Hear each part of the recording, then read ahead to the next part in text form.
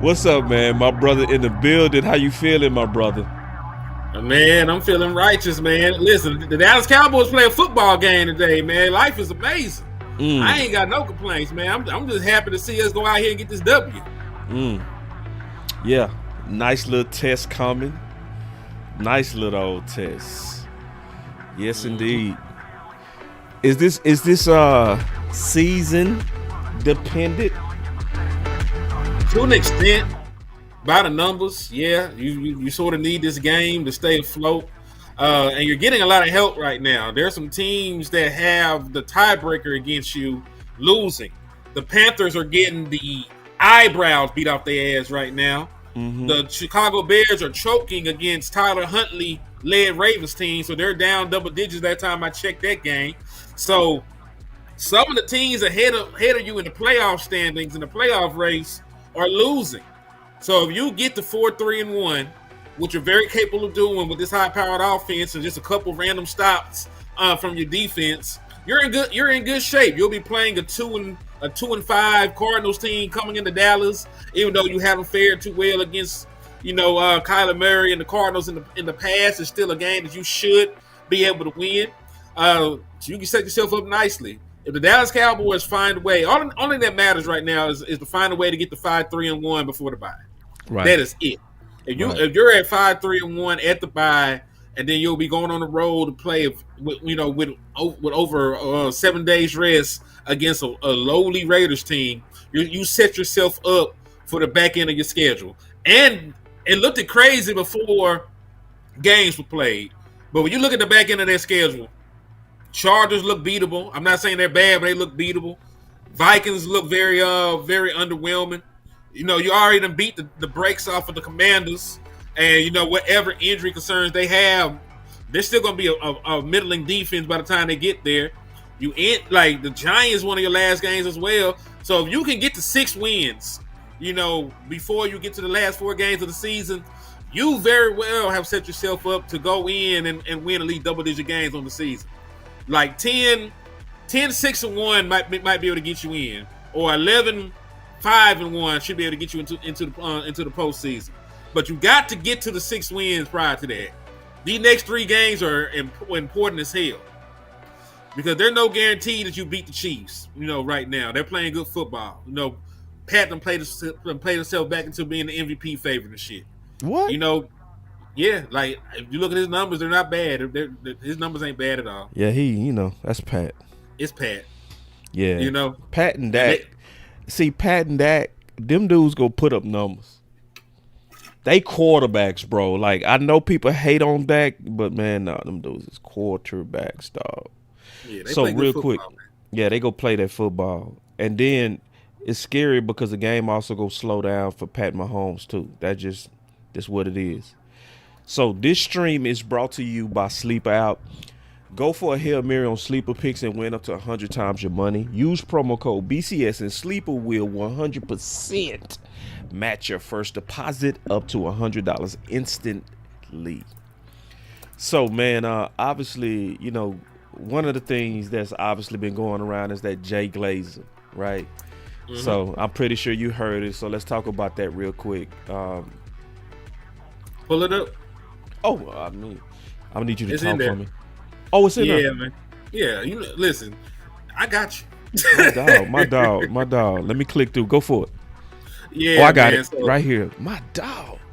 So yeah, according to Jay Glazer, and it was reported by Ari, the Cowboys made trade calls to the Raiders on Max Crosby and Trey Hendrickson, but both were rebuffed by both teams, per Jay Glazer.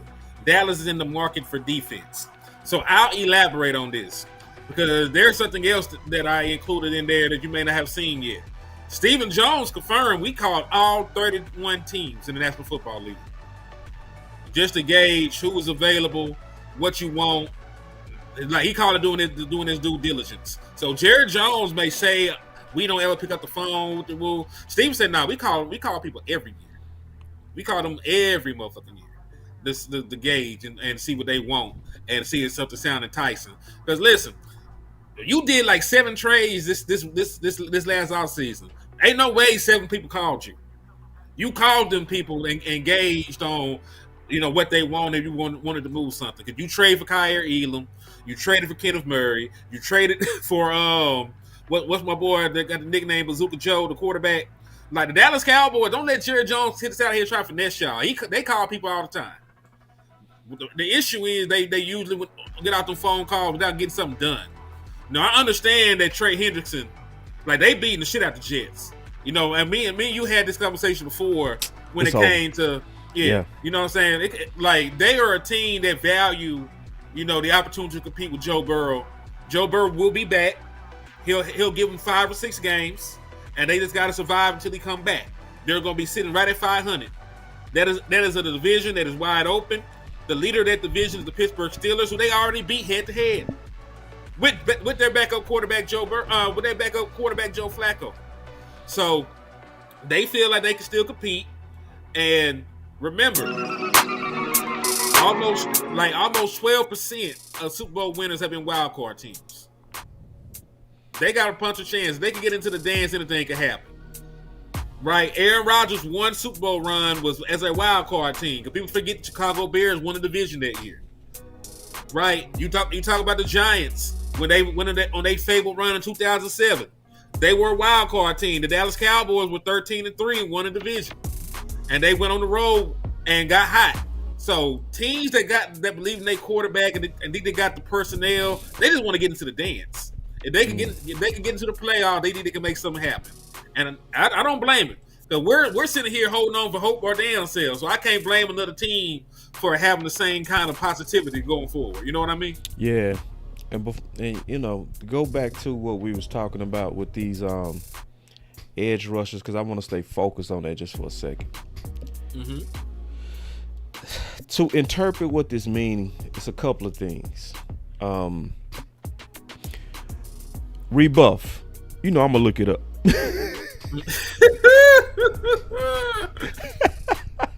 Reject someone or something in an abrupt or gracious manner. So let's talk about it. Because that put context with it. You know what I mean? That put context with it.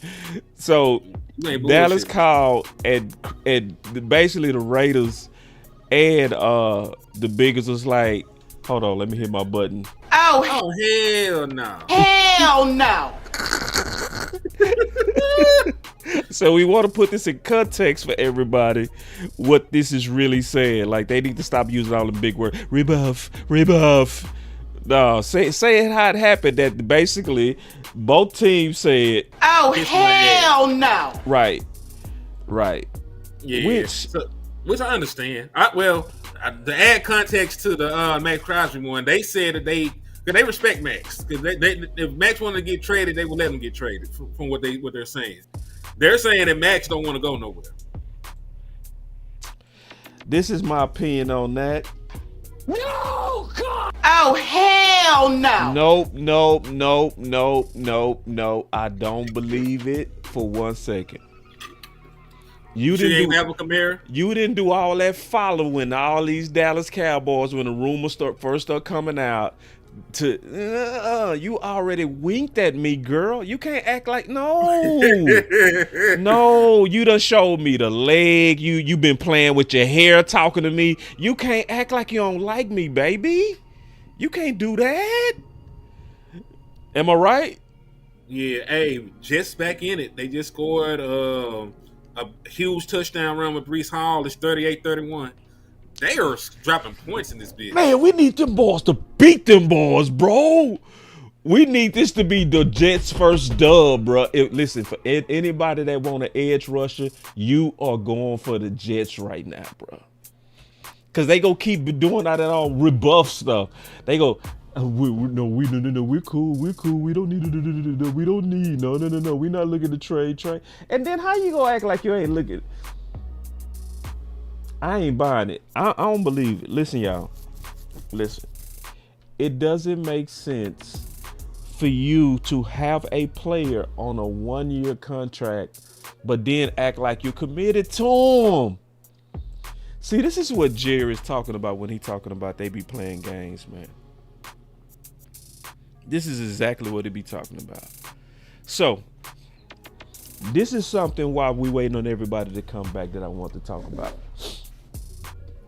That's super important.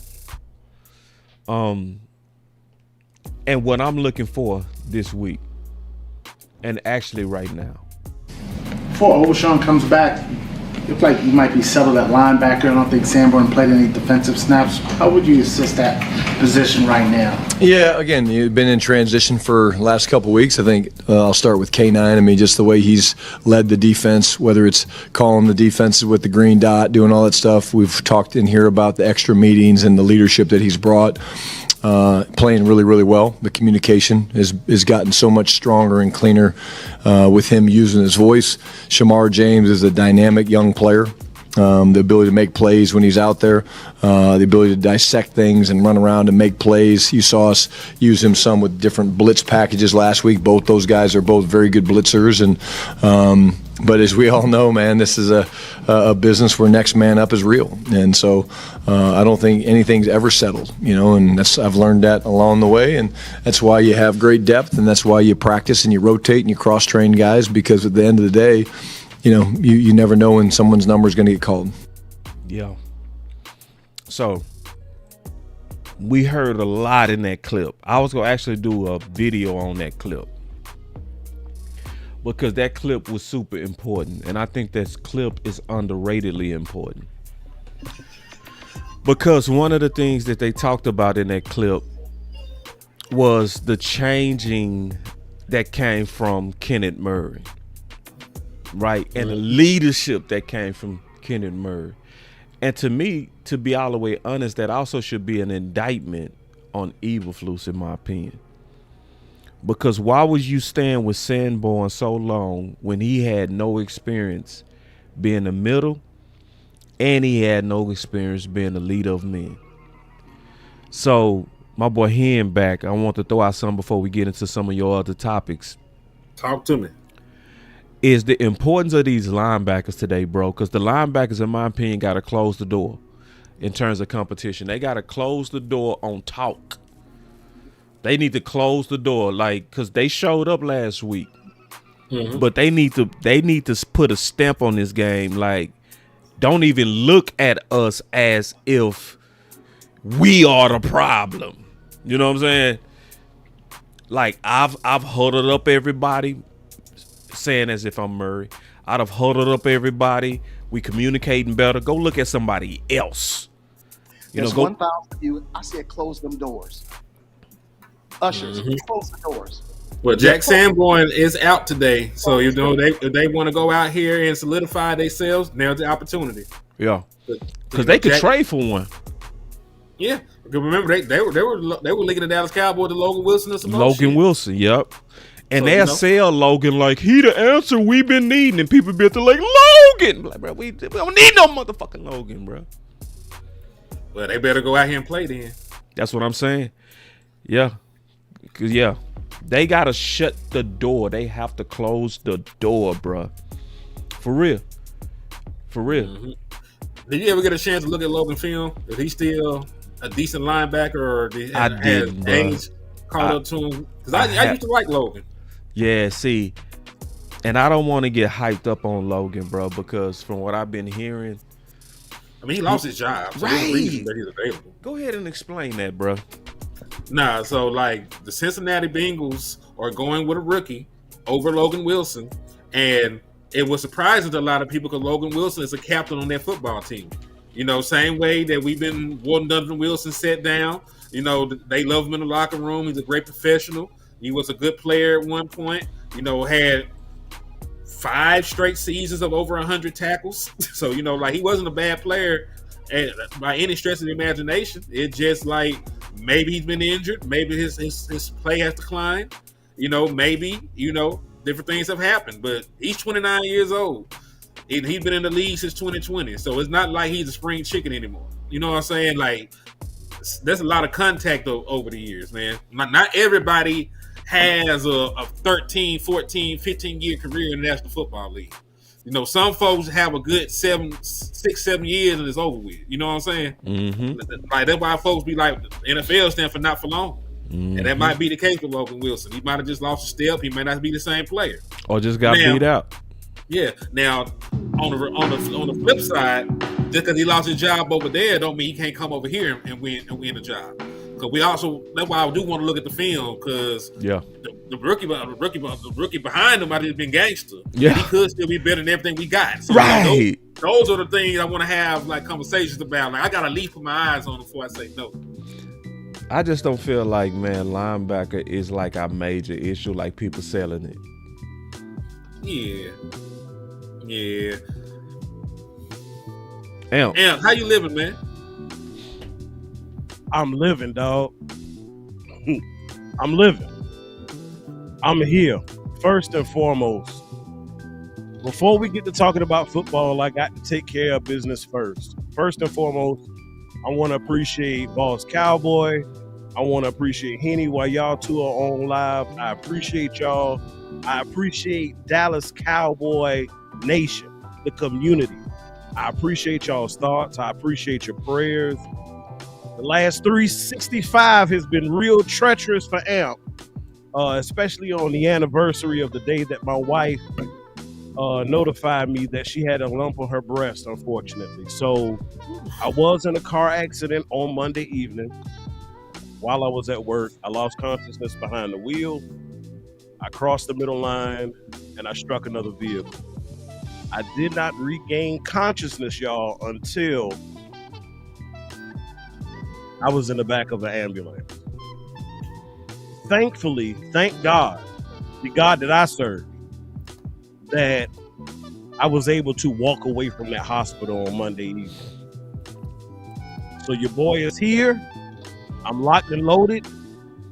I'm sitting here watching the Eagles take care of the Giants. It is what it is.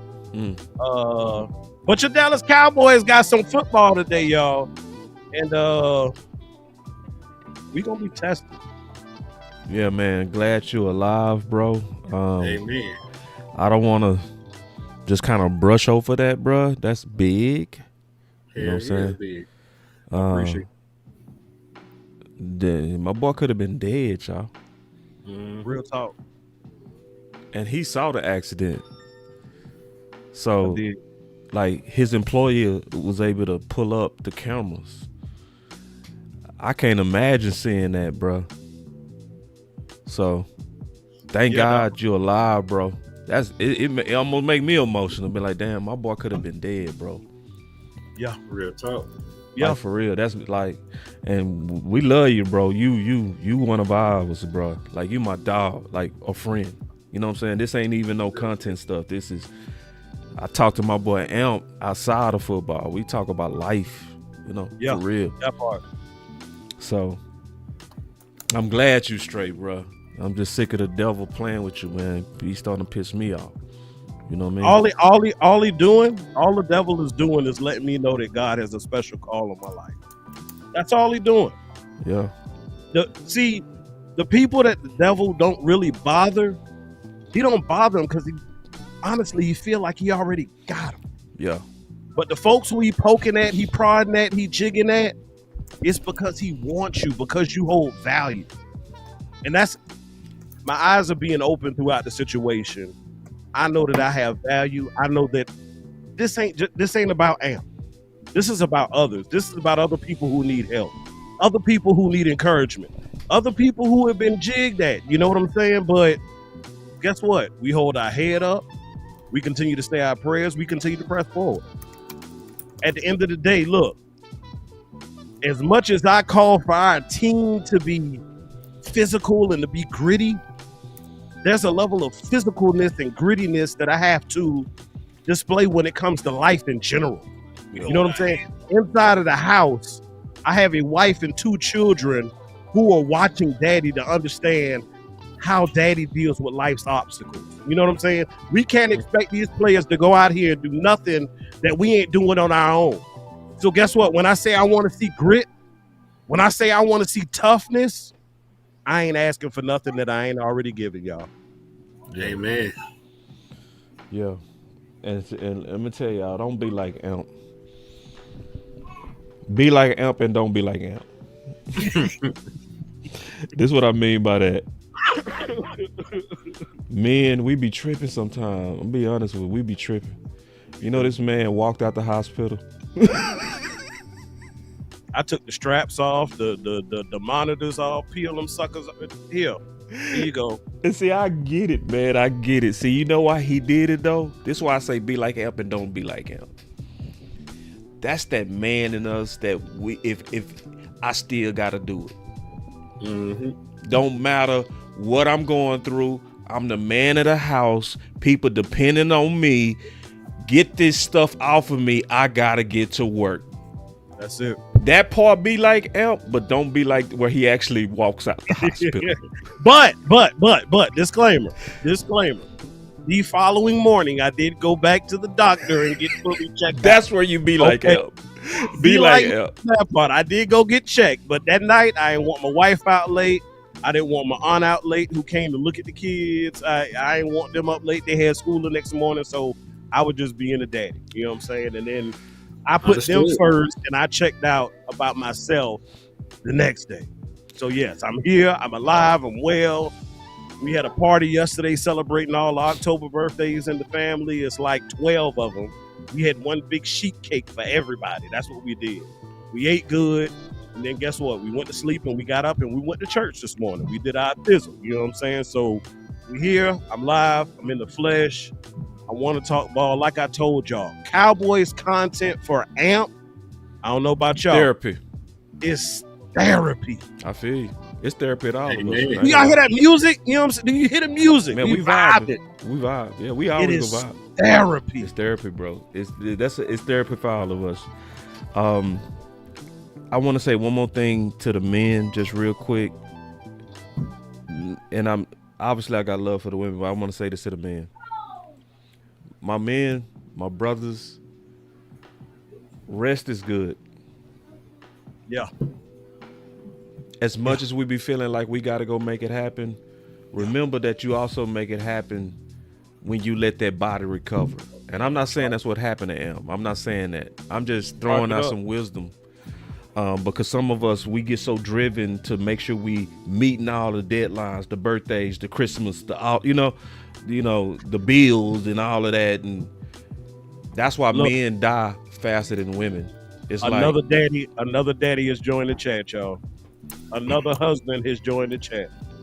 Yep. Yes, indeed. Yes, indeed. All right. So, So what's up, Lou? Man, what's up with y'all, man? It's blessed to see y'all. You know, greetings and salutations and all that. Man, I was hearing Amp, man. It's crazy, man, how many living and walking testimonies we got, walking around us, man. For real. As soon as you said that, this is a powerful verse just came up to me. I ain't gonna say it. I just, how the story of Job. I ain't gonna talk about when he lost everything. I just want to talk about when God was negotiating with the devil. He said, you can touch everything but his life. His body. Yep.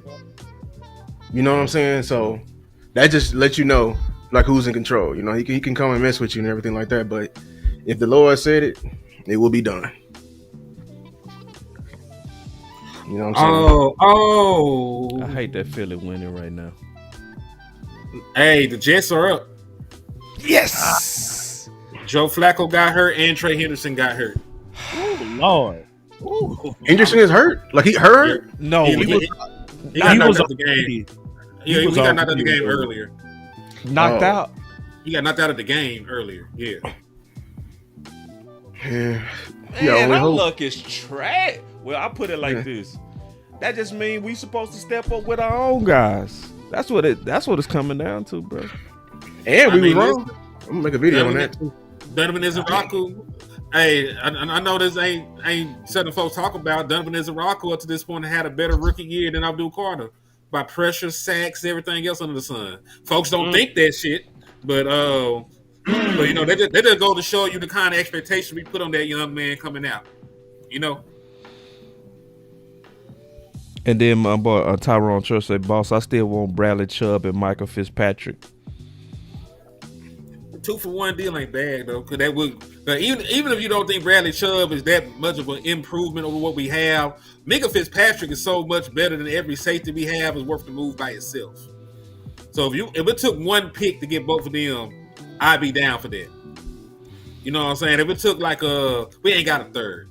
So if it took like our fourth or it took, hell, fuck it. If you give them niggas a second and you throw in every good person they got over there, if you included Ollie Gordon, I know Lou liked the boy, and he just had a touchdown reception today in a blowout win over the Falcons. Thank y'all, Miami, by the way, because we needed y'all to win that game.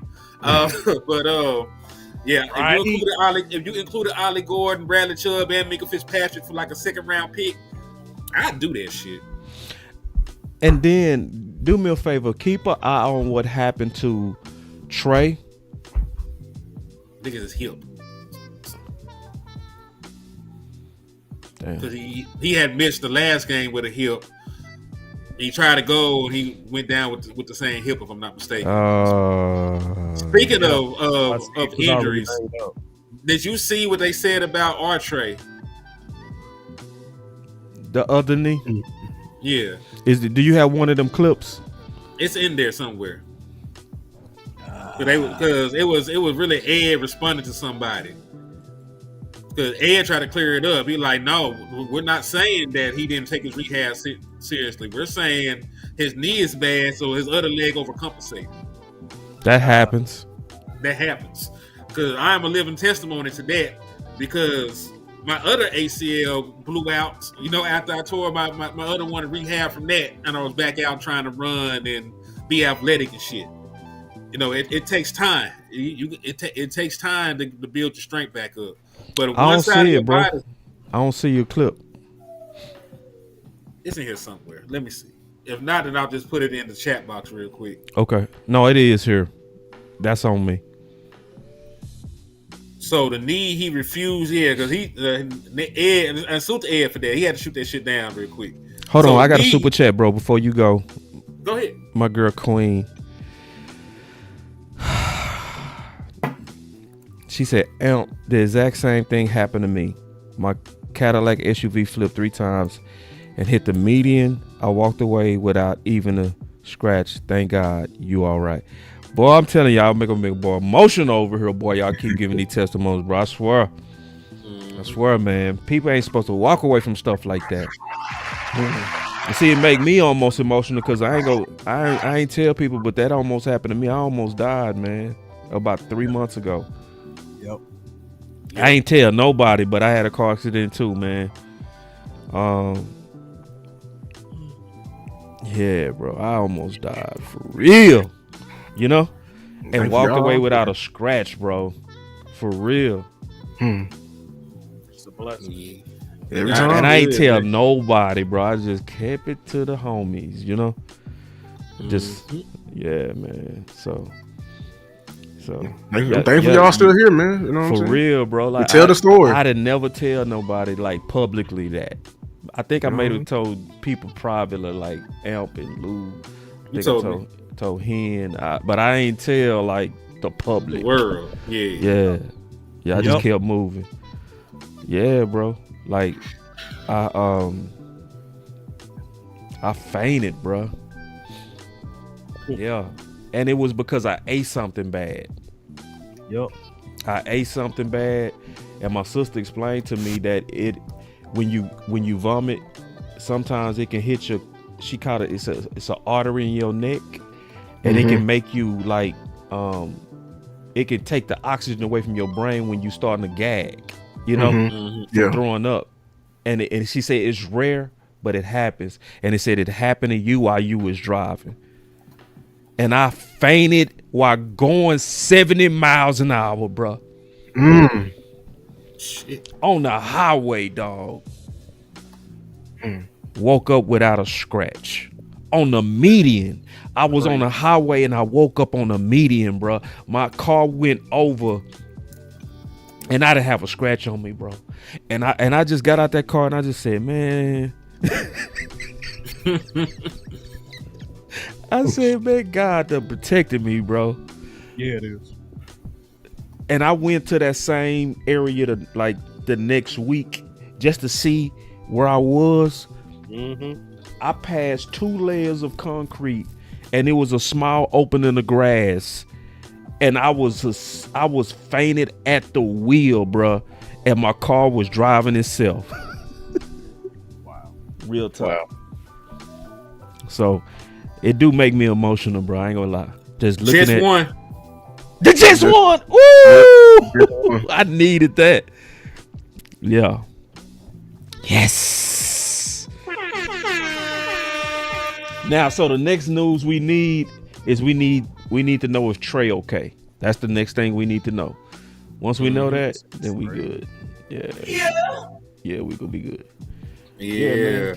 But we ain't gonna listen. We ain't boy trying to have church service over here, bro. It's Sunday. It is Sunday. It's Sabbath. It's Sabbath. Sabbath. The Sabbath is Saturday, bro. I do. Technically, yes, but in modern society, we're gonna say it's Sunday. It's Sunday.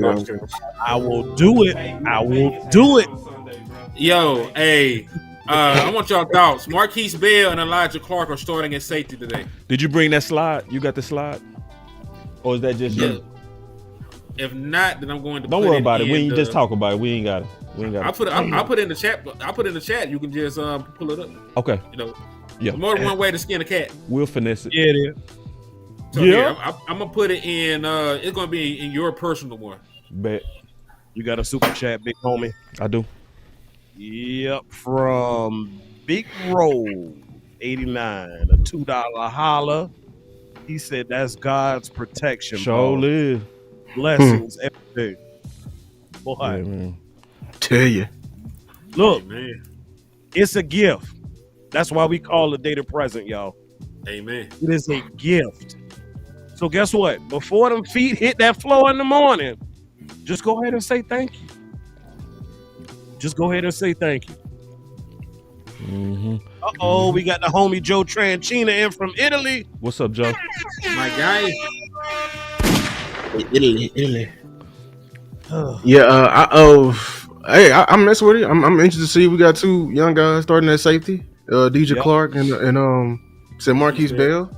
Let's see how they do. You know what I'm saying? Communication and everything like that. So we gonna see because they got to lead it off, and we got young corners out there. So yeah, our entire pass defense is in their hands. So I'm very interested to see can they step up. Opportunities are just knocking, especially on this defense. So hopefully we can who can step up, who can rise to the opportunity. Man, big time players make big time plays in big time situations. Right, that's right. Agreed. Is this gonna be one of those we got blessed by accident again? Because every injury has been working for us so far. Hey.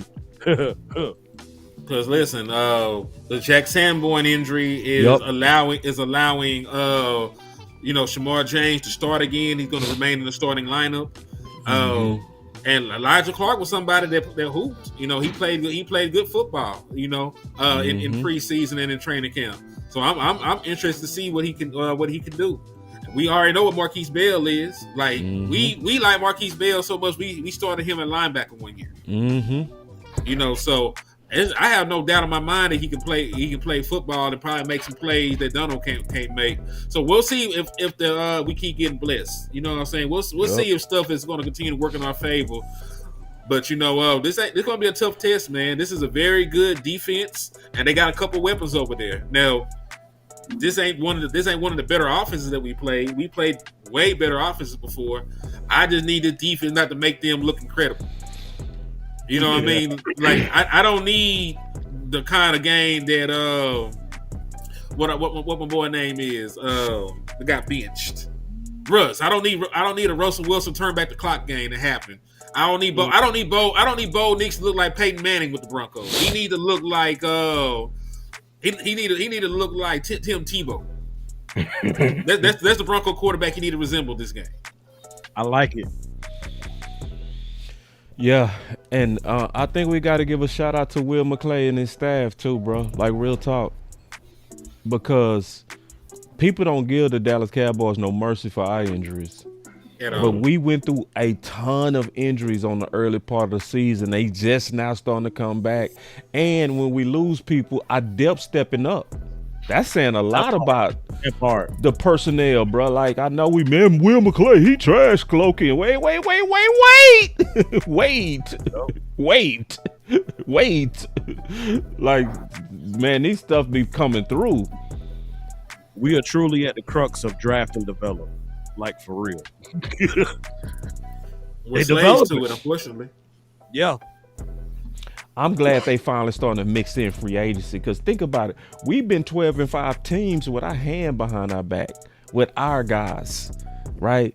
What if we would have embraced free agency 5 years ago? We just now starting to embrace free agency with Pickens, with Clark.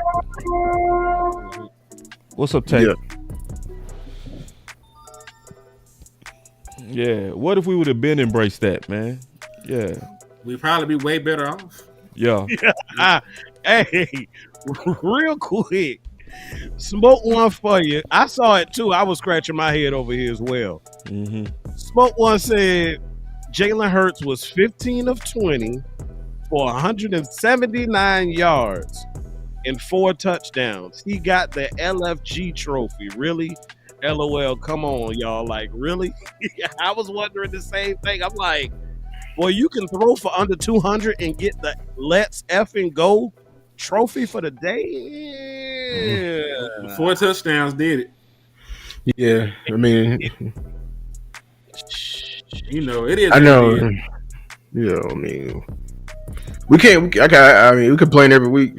Shit, I mean, they win ugly every week. So, well, if that's the case, then goddamn it, Dak Prescott is MVP of the league. It should be about now. Like, I don't know why I'm hearing Indiana Jones or I'm hearing Baker Mayfield name. That's why I don't respect. I don't respect that race. I don't even respect it in the NBA. Nah. The moment you have writers, voting for it, I'm out. I'm sorry, I'm out. I don't respect it. Elaborate, please. Because like they're for a narrative, like right. If they're in the business of making money, they're gonna do whatever it takes to make money. They're not gonna do it for the love of the game. And then here's the kicker: they don't know ball. Like, it's purely like that. Like everything, they're gonna vote for a different narrative every year. That's why, and they want to blame it on the nuances of hiding behind. Well, the MVP is different every year. Nah, like your MVPs of the past look goofy. You gave it to Lamar when he didn't. He didn't deserve it. Then you gave it to Josh Allen as when he didn't deserve it. And Lamar actually deserved it. Like you being so inconsistent, it's gonna keep coming up to you, and then it's gonna get to a point with me. You already affected. He's gonna get into the Hall. That's why I really don't respect the Hall anymore. I'm with Dion. Like, let's talk about it, because like I'm with Dion. All them people from before then, they be trying to include it in now, saying like, oh, they remember what's the name from the 1930s. You know what I'm saying? Like if he was balling, he would transcend it. But I'm with Dion. It's a Hall of Fame, which is a participation trophy at this point, and then it's a Hall of Game. It should be. I'm with Dion. Yeah, even the Hall of Fame political. The fact that Woodson not in there, that tells you everything you need to know, bro. Yeah, bro. I say this, man. Think about some of the people that have votes in this shit. Do you trust Emmanuel Acho to vote for the MVP? Hell no. Like he has an MVP vote. Do you trust Dan Orlovsky? No. Hell no. He gave the same year you're talking about where Lamar Jackson won over Dak Prescott, he gave Josh Allen an MVP vote. Yes, I remember that. So that's my point. These motherfuckers have agendas. They have favorites. They have things they trying to push. And it's not just strictly, unbiased. If it was unbiased, cool. But you got people out here trying to push narratives. You got people out here that got man crush on grown ass niggas and want to give them MVPs and shit because they in position to do so. Yeah. So I don't respect shit either. If it being a and that's how we know Dak is not gonna win it. It's sad that when we already know, it don't matter how good Dak play, he is not gonna win it, bro. Period. I don't even care about it, bro. The fact that they took it from Diggs and Bland and never gave it to Dak, especially when you look up the fact that Dak's rookie numbers was almost perfectly identical to Lamar Jackson's second MVP, bro. Yep. I do not respect it. If I ever met them in person, I'm not over here blowing smoke either. I would tell them I don't respect your football acumen and your football vote. I don't. At the moment, I remember the good times when MVP was more than just a quarterback award. We've moved. They have brought NBA and basketball like logic to football, and I fucking hate it. I do. I hate it. It's so stupid. Yeah, like, oh, you gotta be on a winning team to get an MVP. No, are you valuable to your team or not? You know what I'm saying? Like, and if that was the case, Dak would have won it. They had the most wins in 2016, 13 wins. No other team did that. And he had to do it under the hardest odds. And he had the most game-winning drives that year. He had the most, bruh. Yeah. And they still was saying this Zeke team. What? Like, no, he has 7 game-winning drives.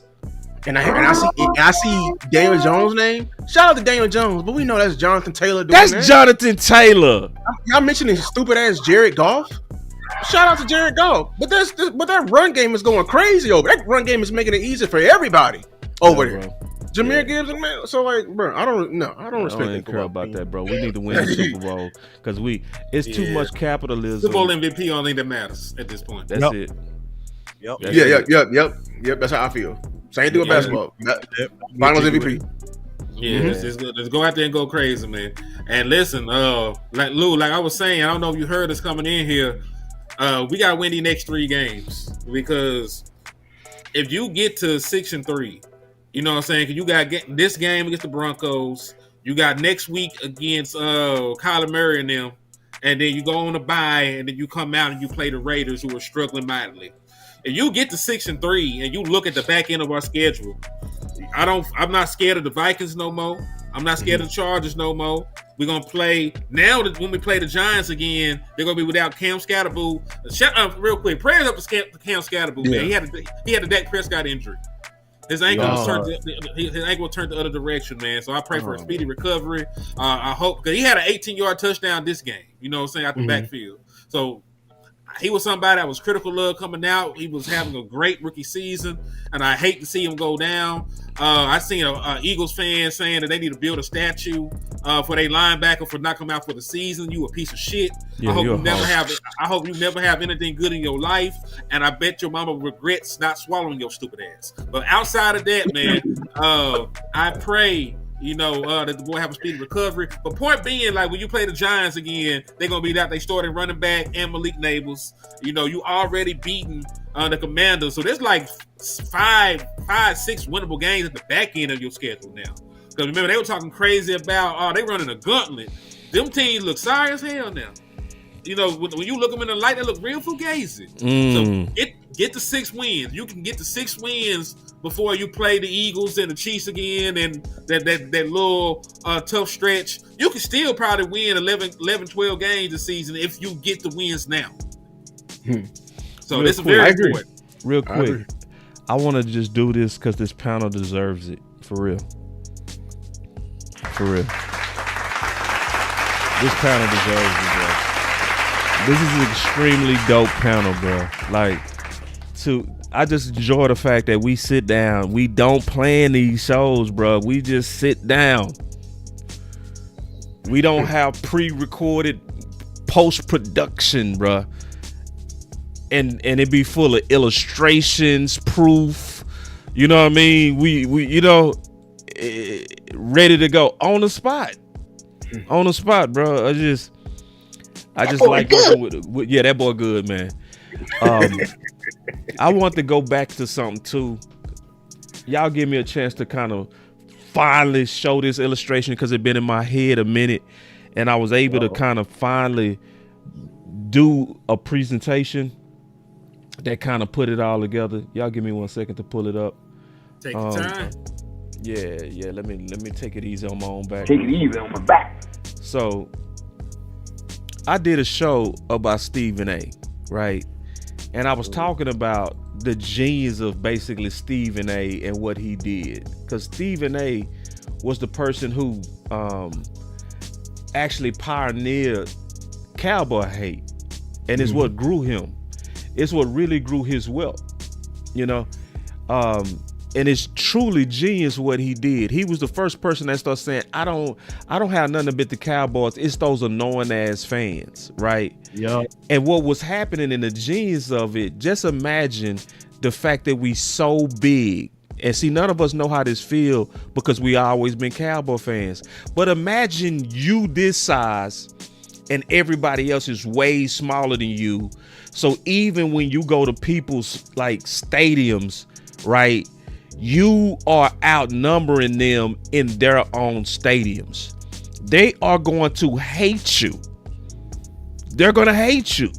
Like when you go play the Rams in LA and it's more Cowboy fans than your city. Can you imagine? Like, Lou, I know you're a Mavericks fan. Hen, I know you're a Mavericks fan. And I know Amp is a Lakers fan. Amp, how would you feel if you went to a Lakers game and it was more Mavericks fans? How would you feel? Like, for real. Like, how would you feel in your heart? Wouldn't that make you be like, man, these motherfuckers? Little heartburn, little indigestion, you know what I'm saying? Maybe even a little diarrhea. I think you got a button over there for that, dog. I do. Yeah. And so, and see, I'm explaining the capitalism side of why they hate on us. Because, see, when you hate on the Cowboys, you are siding with a much bigger group of people. That's what's happening. Yeah. So, individually, we beat them up. But when you join all those teams that envy us, they weigh more than us, even though individually we're bigger if we face you one-on-one. So, we are never going to be treated fair, y'all. In the public, it's just not going to happen. So, I finally was able to put together an illustration that kind of finally explained what was in my head, man. I wanted to bring it out. That's beautiful, dog. Us against the world. Yep. That's it. Right there. Yeah. Yep. Hey, real quick, before go ahead. Go ahead. You got it. That boy said the Mavericks trash. What? Boy, man, don't say that too loud, boy. I can't. Hey, why? Hey, we the only ones to say that right now. Nah, yes, right. We the only ones to say that. No outsiders can't say that. No outsiders. You know what I'm saying? I'm talking to my brother. Yeah, my brother. You know, he like, you can't say that. You gonna get punched in your shit. Nah. Hey, y'all ask landlord. I texted him a Wimpy meme this morning. Man, Denver won the toss and will receive the football. Wimpy, your problem too. Boy. Wimpy, your problem. You see how messed up you are. Wimby is the NBA's problem. It is over with. He's everybody's problem. Y'all heard me though? Say it again. Denver won the toss and will receive the football, so they want the ball. I'm cool with it. Dallas Cowboys match unit defense will be on the field first. So let's see what happens. Let's go. Hey, before we crank up real quick, boss. Yeah. I'm gonna pitch this to y'all. Yeah. Since this game is brought to you by the Sleeper app, right? I'm curious to know. I'm a pitch this question to everybody on the panel. Go ahead and give me in the chat, y'all. I want y'all to participate too, because this is brought to you by Sleeper app. Okay, I want to know everybody's offensive and defensive sleeper of this game. I'm gonna go ahead and give mine. For me, on offense, my sleeper is going to be a tight end not named Ferguson. Okay? It's a tight end not named Ferguson. My sleeper on defense is going to be the guy that we actually mentioned a few moments ago as we were talking about the linebacker core. And for me, that's going to be Shamar James. I think he's going to be this game's sleeper, if you will. Coach, what's happening, man? Welcome to the chat, man. What's going on, fellas? How y'all doing? My doing good. Defense is going to be K9. I think K9 has been working hard, leading those men, leading them. And see, and we know this. Anybody that had to teach, when you teach, you got to learn it twice as good. So when you lead in the room and you being the Sean Lee of the room, then it's going to show up on the field. I expect it to be him. And it's wrong to call him a sleeper because he always been a middle, but it's a sleeper to a lot of people in Cowboy Nation. And I honestly think he's always been disrespected. Yeah. I'm going to just throw this out here. This is totally no logic to it. I'm going to say Florida on offense because I just want it to be. I think a sleeper for offense, I'm going to just give two because, they're going to be very important for us in our success of this game. It's your tackles, Terrence Steele. in Guyton. Oh, that's they're going up against a dog on that DB, man, and Nick Bonito. Because Nick Bonito's a dog. If y'all don't know about him, we finna find out about him right soon. I think he's leading the league in sacks. He's a high impact player, high motor player. So and then on defense, I want to say, hey, you could be a whole player ahead of me. For defense, I'm gonna give Osa. I'm gonna say Osa. Osa should affect this game. It's gonna be. I feel like it's an Osa game.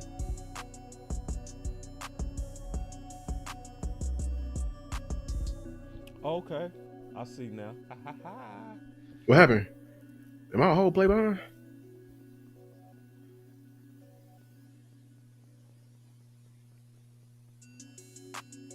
Oh.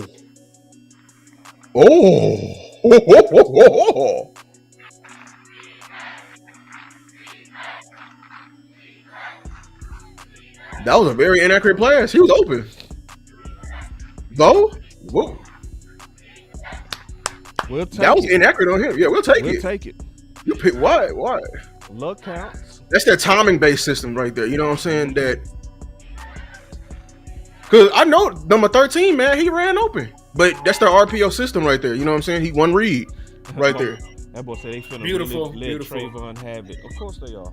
Oh yeah, they finna let Trayvon have it. They goofy though. They goofy. Yeah, I ain't finna. And listen, nothing we can do about it. He on IR. Yeah, you know. I ain't fighting no more. Ain't no fight. Ain't nothing to fight for. Because listen, the Dallas Cowboys say there's no more guaranteed money. They save over $50 million over the course of the next 3 years moving him. They save 15.5 next year with him not being on the roster, and they feel like whether fair or not, he has not been healthy. You know, he only played 2 games in 2023. He only played 10, if I'm not mistaken, 2024. Now he's going to miss at least 5 this season. They probably feel some type of way. We know them. We know these people when they feel they don't get a return on their investment. And listen, what sucks about it is you can't help being hurt. You can't control being hurt. That's right. Yeah. So look, y'all, that is beautiful. You look. You heard us. You heard Henny bring it up right before the kickoff. The Broncos won the kick and opted to be on offense, and they go out there and they give it the right to our defense. So, hey, look, that's already a factor. Short field, too. Short field. Short field, 1, that's a plus. Turnover, 2, that's a plus in coach's book. Another thing, a stop. Yep. See, that's twofold. This is a stop and it's a turnover. So I said, depending upon the pace of the game, y'all heard me say it last week, we upped it to 6, but your defense got to get at least 4 stops, okay? I want to see at least 4. That's 1 gone. Let's see what they do with your offense coming out here, starting at midfield for 4 for our MVP, our president, our QB, Mr. Prescott. Y'all clap it up. Y'all know what time it is. Hey, 4's in the chat, baby. L. You got to turn to the right. Turn to your left. Turn your head to your left. F is a fool, dog. Hey, man, if y'all don't remember, Shotty be having him, he got a highlighter, a pencil, and a pen in his head, bro. 2 Chainz. That's some cool stuff. What we doing? Okay. What we doing, man? What we doing? Yeah. What we doing? Can y'all hear me? Check this out, man. Hey, man, I just want to say this, man. I'm praying for Trayvon Diggs, man. I know he's been going through a lot before this season even started. With going through this injury with no real history about it, and if it is coming up, man, this kid's been knowing that, you know, his future has been on the line this season, and I can just imagine what he's going through, and I'm praying for him because just people we need to have our prayers because this could be a very psychological type of thing, man, and I'm praying that this kid gets himself together and to be strong through this, and that's we need to have that in our mind. Yeah, well said. You spot on, Coach. I did notice something with Williams. He hit that hole without patience. I hope that he don't have like revenge too much on his mind and all that. You know what I mean?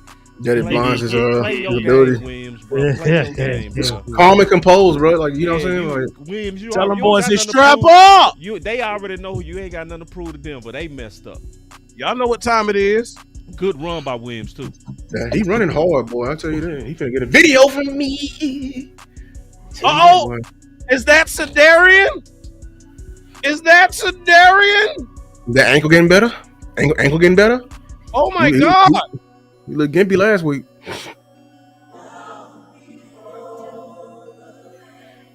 Now behold the Lamb. Now behold the Lamb. On them fingertips. Let's go! He put that thing on the fingertips, dog.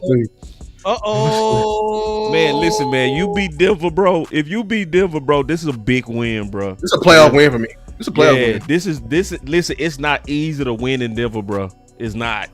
Good block. And it's a solid team, man. Yeah, they're a solid team, bro. Yeah.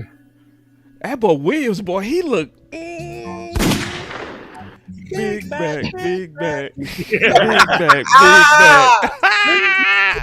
Come in with it, baby.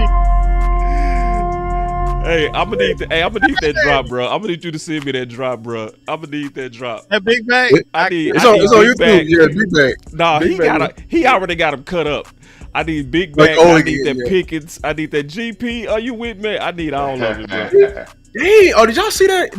Y'all probably a couple plays behind, but on that play, like it was a little like run action. Man, Tyler Smith came and killed that defensive end or DB. You heard me when I said good block? Yeah. Wow. Bro, he came and killed that. What I was talking about. That poor soul, man. That's a lot. Bro, he wiped that man off the face of the earth, bro. Surtain. Is he cramping? But you know something, fellas, man, it was really, I don't know if y'all talked about this in the pregame. Good D. But Dak's statement earlier this week about winning dirty and winning and going out and winning dirty, man, that was one of the most important statements I've heard. Because I never heard Dak say something like that. Mm-hmm. That tells you of the new. Show you right. That tells you of the new philosophy of that comes from Shotty about winning dirty grind.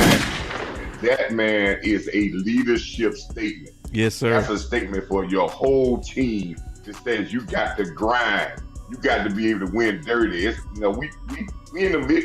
We're gonna be the star anyway, but we got to be able to be dirty as well. And that, I think that was a very good statement from your leader, and that puts everybody in that mindset to go into hostile territory. Like I always say, you got the gangster win on the road. I don't care where you go to. Now you got him with that show you right. Is he cramping? Look, he cramping. I mean, he was doing all that little mute. You know what I'm saying? Got to hit him with that show you right. Show you right. See, that's Coach Marv right there. Is he cramping? That might not be no cramp. When you get that heel like that, they checking that heel and that ankle out. He limping.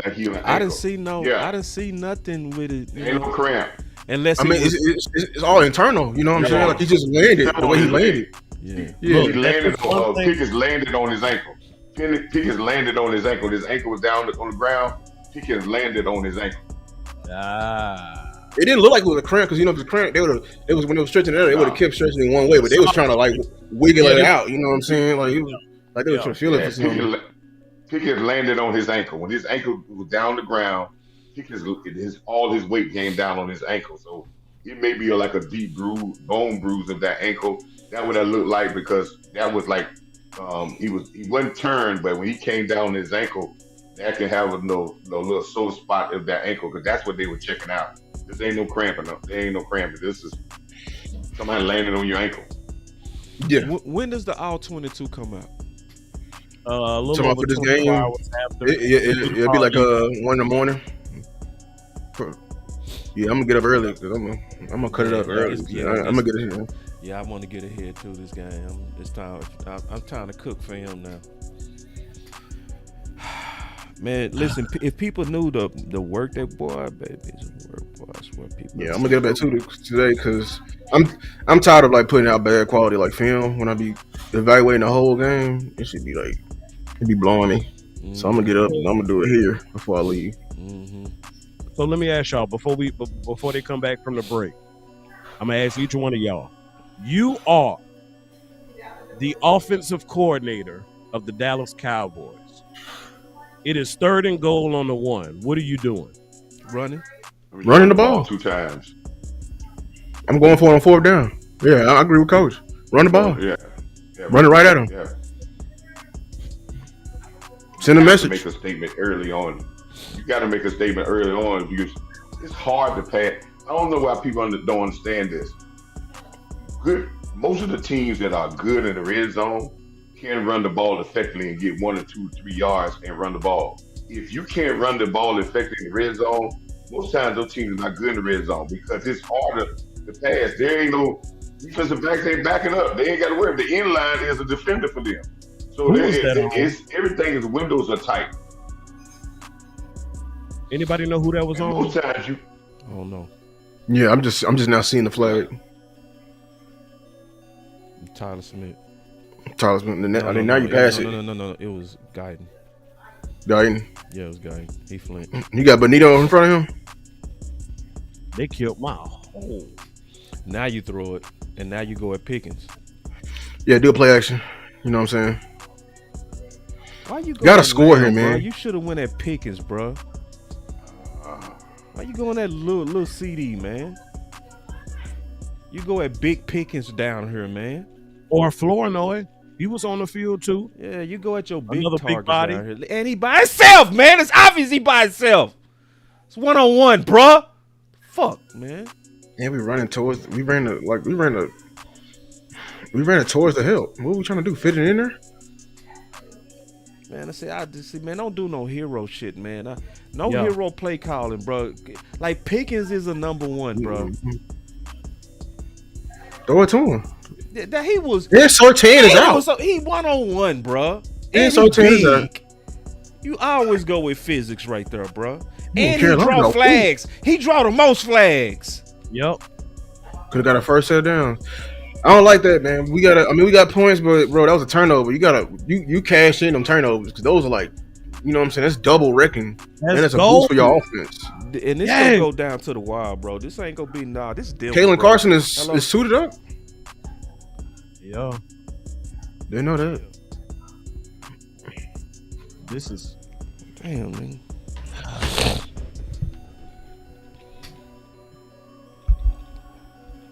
That was interesting. I wasn't expecting that right there. It's all good, man. I ain't tripping, man. You know. Yeah, bad time. Very bad time to be outside, though. Yeah, hold your water, big fella. Hold your water. Hit stick. There we go. Get us another stop defense. Come on. You know what I'm saying? Let's get the 3 and out right here. Well, this thing here look like old times. You know what I'm saying? Keep giving the offense the ball, man. You know what I'm saying? Since last year, of all the rookies, Bo Nix is ranked first in pass yards, first in passing touchdowns with 40, and first in wins with 15.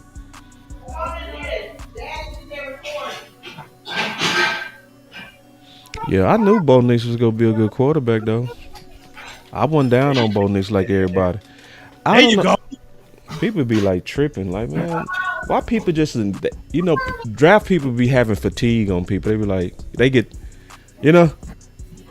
I'm tired of talking about him. Let's hype up somebody else. Yeah. My boy Marv.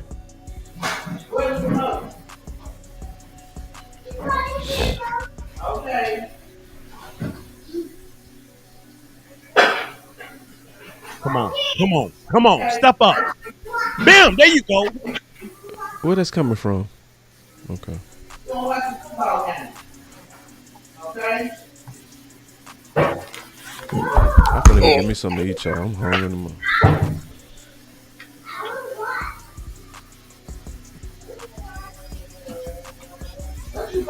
Defense swarming, boy. Defense is swarming. Defense is swarming, dog. You saw Elam on the tackle, dog? Yes. Defense flying. Yo, let's go. Third down. Money down. Let's go. Somebody will be like, that's because Trey Diggs not on. Man, shut y'all. Now we just facing this bend but don't break gonna work on this scheme because this team, especially if they tackle, this team just like to do like a lot of RPOs and bubble screens and all that lateral stuff. Mm-hmm. They don't go down the field. Yeah. So if you stay in your zones and you come up and tackle, we'll walk out of here unscathed. My boy Houston with the pressure. Oh, that's because he was early.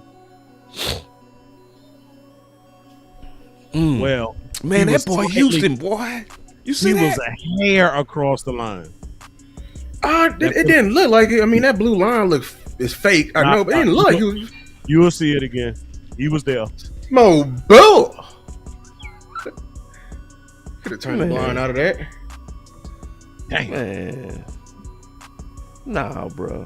You don't make that call. Because the ball was behind the line, bro. He was all right. You gotta fix your swag, Houston. What did you got on, boy? I ain't gonna lie. What is that? The boy confused. My boy got on the quarter sleeves with the white, and then he got some. I don't know if you want to be a back or a lineman, bro. That's what I'm saying. Hey, we gotta fix that swag, Houston. Jesus Christ. Come on, defense. Y'all was about to get off the field. Come on. Eberflus go run them hands zones. Up, hands up. He ain't gonna never press up. He ain't gonna press up. See, when it's 3rd and 2, that's the wrong thing, bro. It's too many pockets for this. Yeah.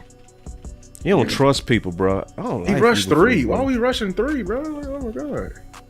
Because he thinks zone dropped 8 for everything, bro. Can you hear me? Yeah. Can you hear me? Yeah. Yes, sir. Shout out to he dropped 8. West in the building. That man dropped 8.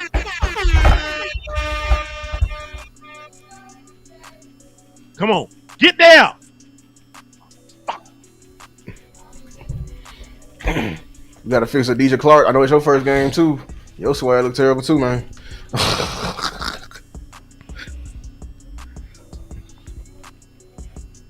Oh, I missed the super chat. Damn. So it was a lower leg injury. So Trucking Cowboy said we got into the red zone running the rock. I know we throw it on first down, run the ball. I agree, Trucking. Run the ball. Don't oversimplify. Run the ball. You see how Denver got into the end zone.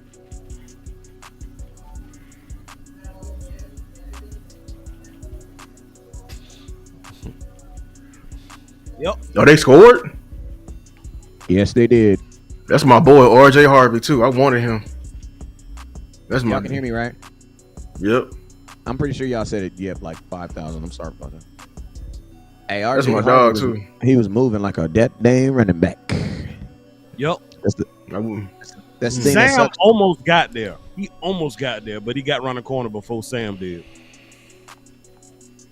That's a bad play by Sam, though. Where is the scrape? Where's the scraper linebacker? Yeah, and then your corner got to get off the block, bro. Come on now. It's a lot of stuff that happened on that one. Listen, let me start in the point of attack. Now, we may have to look back at this, but the point of attack, Sam does a great job of trying to take this inside route here, but he kills the edge. I mean, it's a great thing when you got to go through that block. When that guy comes down and go through, he got to almost knock him back to close that gap down. You can't just keep running inside and going up the field. That's why I say when you have tight receivers try to come down on crackback blocks on defensive end, you're supposed to knock them back 5 yards from where they came from, because then that kills the whole continuity of a run play, and it gives the corner a chance to come off that block easier and make the tackle. But if you give and try to run up field and give her the alley, they done their job, because the only thing they did is shield you. You got to punish every time a receiver come down on you. You got to punish Coach, them. And you know something else Sam got to do? You know what Sam got to do too? Sam has to recognize that it was a run play, bro. OG. Yeah, Yeah, what I'm saying. That's I know, but think about this. Think about this. I don't think until he was getting run blocked that he knew. You know what I'm saying? Like right off the muscle, like you have to. If you know that someone's blocking you down round block, that means they're trying to get the ball on your side. That means the ball's most likely coming to your side. That means what? Exactly what you said. Destroy that dude in front of him. And or throw him back into the play. Worst case scenario, throw him back into the play. You get what I mean? Like if you can't knock him down, throw his ass back into the play. But hey, remember this. We traded Michael Parsons to stop the run. That's all I'm going to say. Let Jerry Jones tell him. Our defensive ends, have a tendency to do that, and the knock I have with Sam Williams is that he's gonna have some explosive plays, but as for this many years of being in the NFL, his football IQ is very, very low. So he gives me an impression of a guy that's a great athlete, but I don't know about a great football player. You know what I'm saying? He's a great athlete, but it's a difference between being a great athlete and a great football player. Because a great football player says, I don't have to use my athletic ability all the time and I can make big plays. You know what I'm saying? So those little things. But I say this, fellas, we're behind because of two major plays. And they have nothing to do with athleticism or athletics.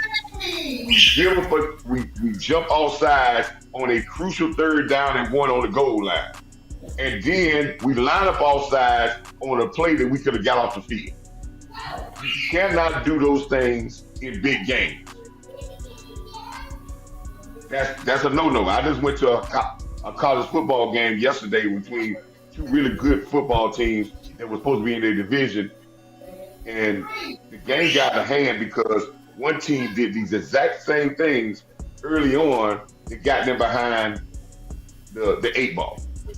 So you got to be able to tighten up on those little things because they are crucial.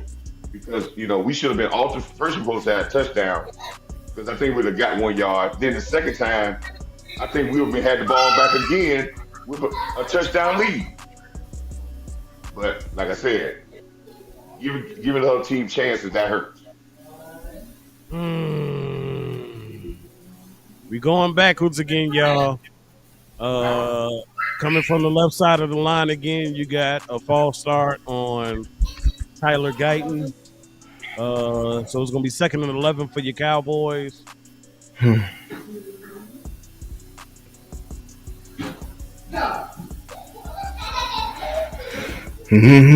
That's the power of what a good DN can do, putting that fear in you, boy.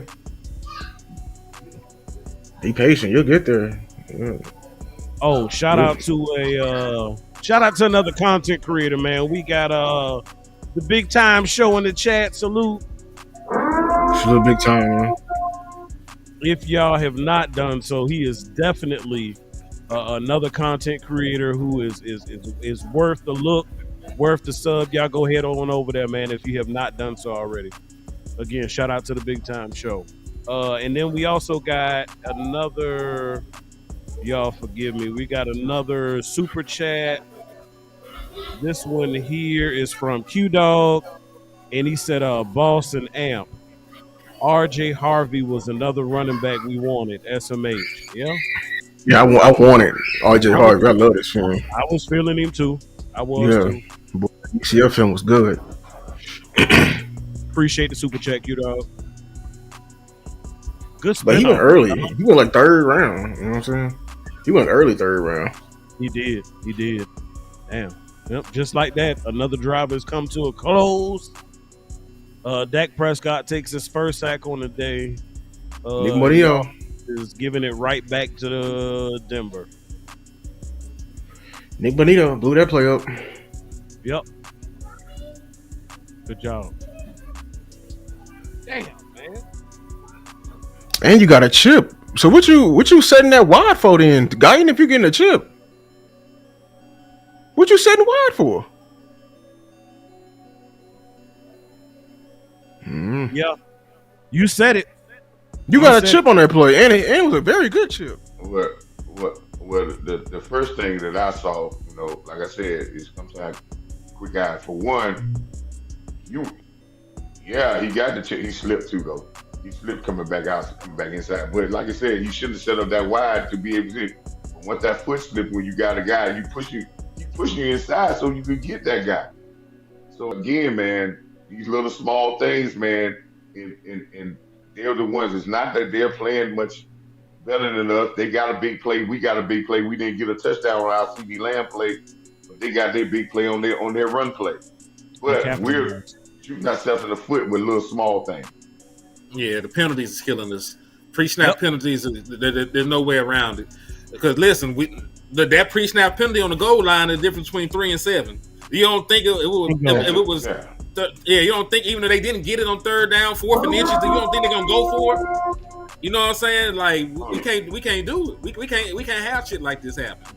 Yeah. So and line off sides. Yeah, that was bad on Houston. Yeah, we could have been off the field because those things like that allow big plays. But still, Kenny's right. But you can't. I always say this with direct line run plays. We were talking about Sam Williams, but when a guy runs a direct line run play for 50 yards, that's on your whole team. That's on your back end because there's levels to this. That means you're letting receivers block you downfield. That means you're not getting off from the backside and getting down the field and making this play. So that's on everybody when you have a guy run direct line. And I don't think he was actually touched at all. I don't think he broke no tackles in that run. So that's an explosive play that we call a direct line play. So these are the things about winning dirty that they have to be. You have to be very solid in a lot of things. And if we look at the 4 battles, we're losing the penalty battle. They win the explosive play battle because they got a touchdown out of theirs. And the turnover battle, we won up on that, but we got to tighten up on those things. We still in this game, though. We got to tighten up on those little things. Yeah, I told you offensively the key matchup is I didn't know where Nick Benito's going to line up at, but I guess it's over the left tackle. Guyton, he in your damn head. That's why you jumped off sides. You can't be playing scared, bro. You just went up against Micah, bro. Like you play somebody on that same ilk, but you better get right, dog. Because right now, Nick Benito is in your head. My truck and say Guyton gonna be fooled this afternoon. Needs help. He shouldn't be because he facing a finesse dude, and Guyton should handle these people like that. He needs to just wake up. Guyton is very nimble. He can block anybody in the league. He needs to wake up. But he's gonna lose something. He's gonna lose something today. Now I hope people don't think that he's gonna win 100. That's not football. But he's gonna lose some. But these pre-snap penalties, that's not losing.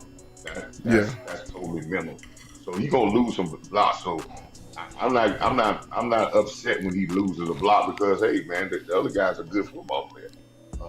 But these pre-snap penalties, there's no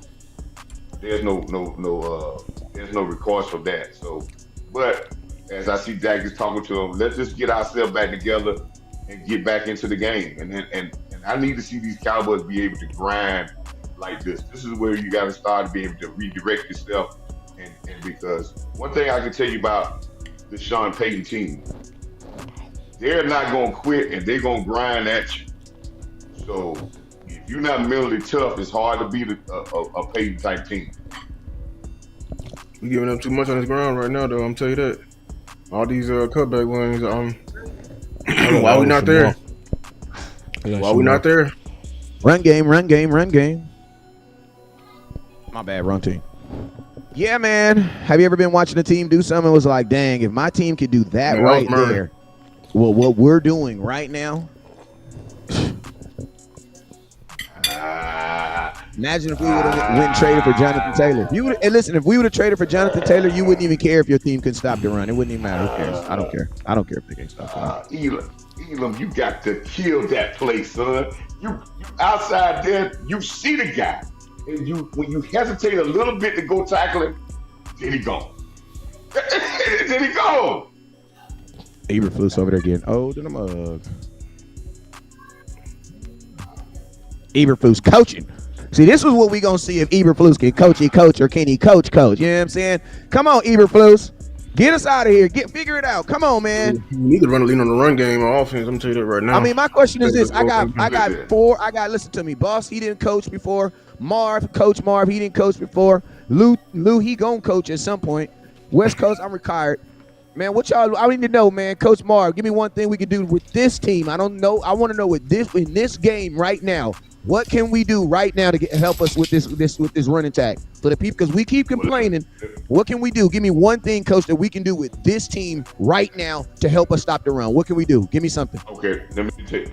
I'm watching every one of these plays. Okay. Every one of these plays is saying that we gonna make even tackle.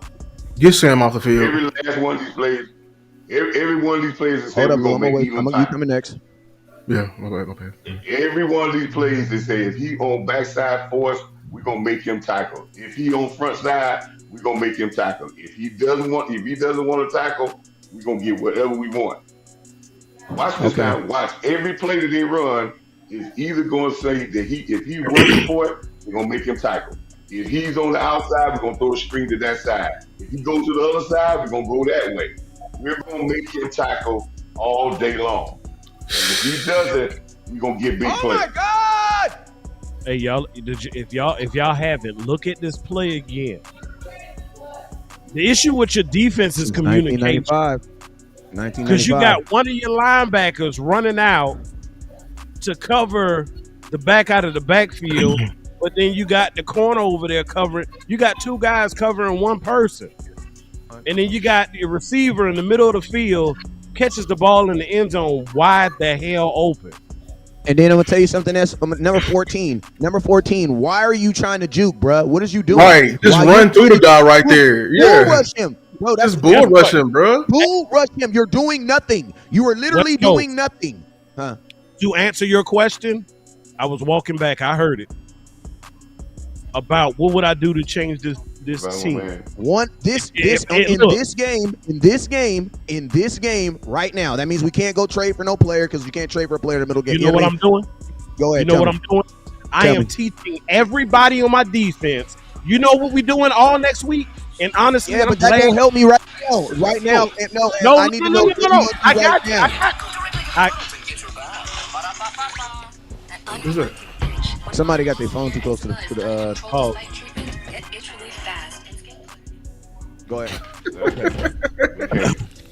I would have. I'm glad you asked this question because I would have given you the answer last week and all of the weeks beforehand. Something that I have been seeing when I have been looking at tape. Yes, we have an issue tackling, but the first issue we have before we even arrive at the tackle is getting the hell off blocks. I'm sorry if I'm Flus, we running get off block drills.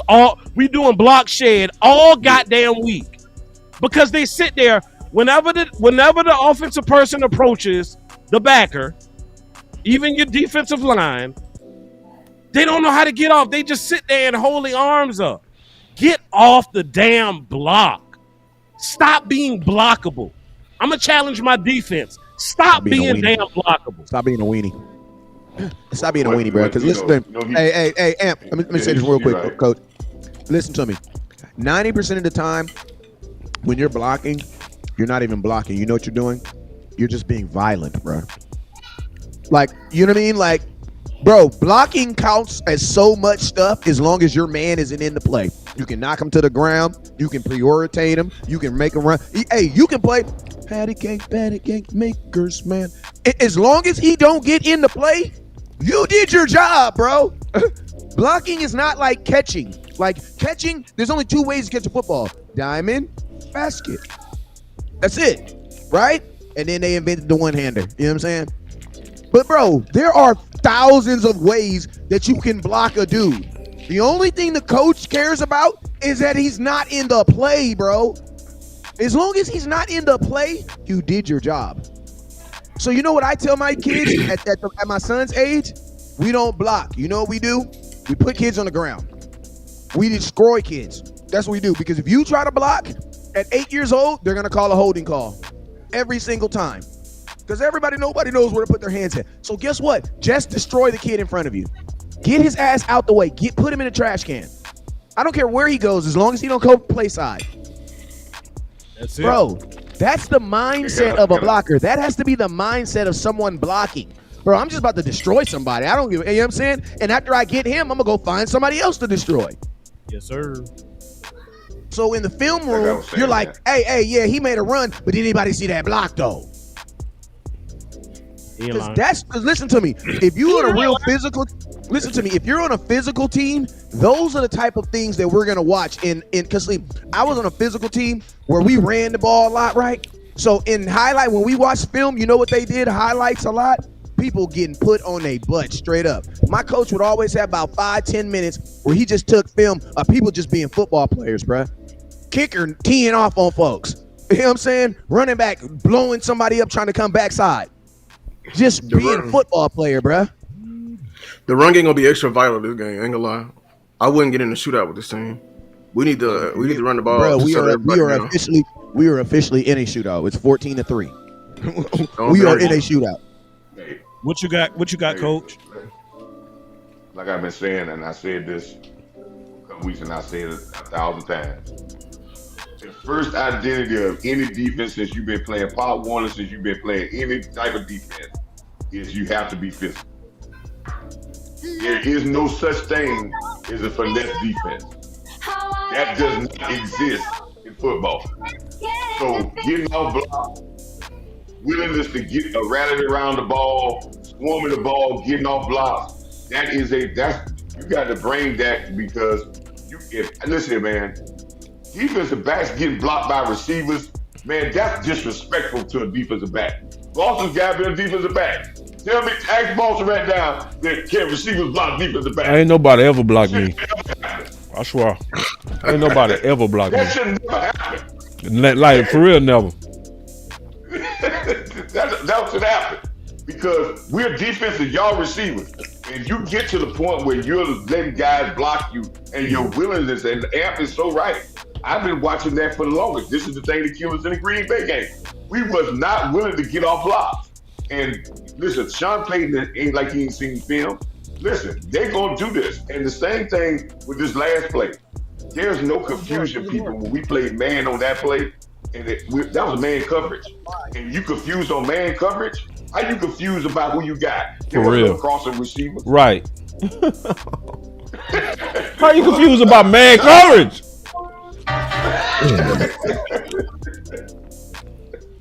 That boy said, man coverage. Are you a man? Yes. Is he a man? Yes. Then you cover him. It's pretty simple. There we go. There we go. What was that? 6? I'm gonna put my George Pickens jersey on in a minute. Here you go. And you're right. You got a Pickens jersey? 14. Yeah, I got him on deck right now. Number 14. Oh, everybody want to be my friend now. Yeah. Everybody want to be my friend. I ain't seen nobody with a Pickens jersey. That's what I'm saying. Oh, no, you ain't seen and I'm gonna go back to what Boss said 3 weeks ago. Number 14 is when he came on that blitz, he didn't come with no physicality. Boss was right. Everything in the safety room, the 4 that we had to start this season, clear all that shit out. Clear all that out of here. Yep. No, you say that. I really go with some. You say that. You say that. We down 3-14. They know coach ain't talking. Listen, if you under 10 and you play football, you know you down 3-14. Your coach didn't said shit. He didn't say it ass, and he didn't say he was gonna kick somebody up the sidelines at some point. If the whole room saw, we gotta be looking at who's the voice in the ear. I want me some glory hole. That one, maybe. Hey, y'all. Ooh, excuse me, y'all. Excuse me. Come on, offense. I gotta get a bottle of Pickens. I'm gonna mess around and start saying Pan Pickens if he go off again. For real.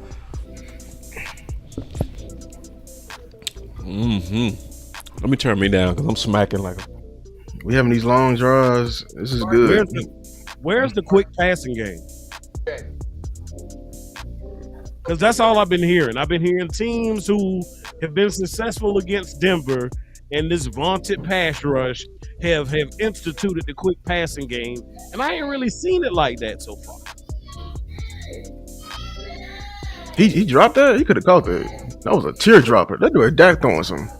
That was on off target. his back foot. Off his back foot. Schoon should have came down Schoon, with get that. your stupid ass off my team, boy. You didn't For catch real. that? I'm tired of you dropping man. stupid ass balls, boy. Get your sorry ass off my fucking team.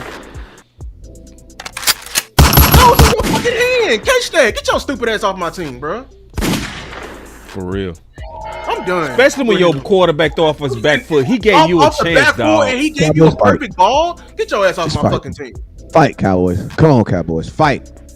Come on, Cowboys. Fight, goddammit. This is a good Denver's team playing at home. Perfect ball. They got to man. fight. Come on, man. Good job. Come on, Guy. Cowboys. You a Good job, 7-point guy. underdog. What you see, Dak? What you see, Dak? Damn. Come on, DAP. Come on, DAK. DAK with the slag. DAK. Flag on. Like, I don't like the flag on him? I don't like Is it my a holding on quarterback him? getting shots. Oh, damn. Who the holding on? Guyton? Bruh, my quarterback get hit and a penalty on the same play. Come on, bruh. That ain't no hold, Knock it bro. off. Was it on Knock it Guyton? off. They called it on. They called it on. Looked like they called it on steel, bro. That wasn't no hold, bro. That wasn't no goddamn hole. Was one of them reach arounds? Nah, it was just. Bro, oh my God. I hate when You they saw call it. You saw it, Lou. Oh, you want to know why though? Yeah, you wanna know why bro. though? Because you want to know why though? Because they think he got the inside of his jersey. I don't know if he did, but they think No, he bro, we can grab. You can grab in football, bro. A hole. If I'm jerking your shit and you have an opportunity, you didn't fight hard enough, man. You just rewarded a loaf. Yeah, Lou. yeah. You just rewarded a Perfectly loaf said. right there. Perfectly Hey Lou, said. hey Lou, hey Lou, Perfect. can I get? That can was I a get damn video? loaf by that DN, bro. Perfectly said, bro. Rewarded a loaf. Clap it up for Lou for that. Damn. That Lou. DN for We dropped a video this week explaining the difference between a hold and a joke, please. bro. They just rewarded a loaf. That man didn't even fight back. Oh man, I'm not even his coach, and I want to get his ass off the field because he ain't even fight back.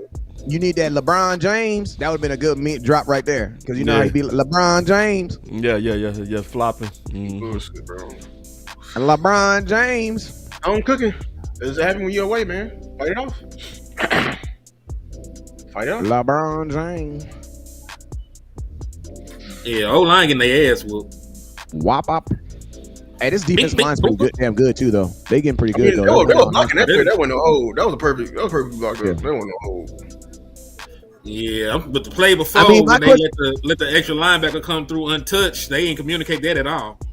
That was a blitz. And I'm gonna tell you, most of the time, whenever you see a defense, most of the time you see a defensive end win on a offensive lineman, and they get around them, and the offensive line recovers, they're gonna call a flag, because you get what I mean? Because to a judge, they're looking at him win, and then they're looking at him stop. So I think they make assumption calls where it's like it was, you know what I mean? Where they just assume that, you get what I mean? Like there's an assumption, like almost like an assumption.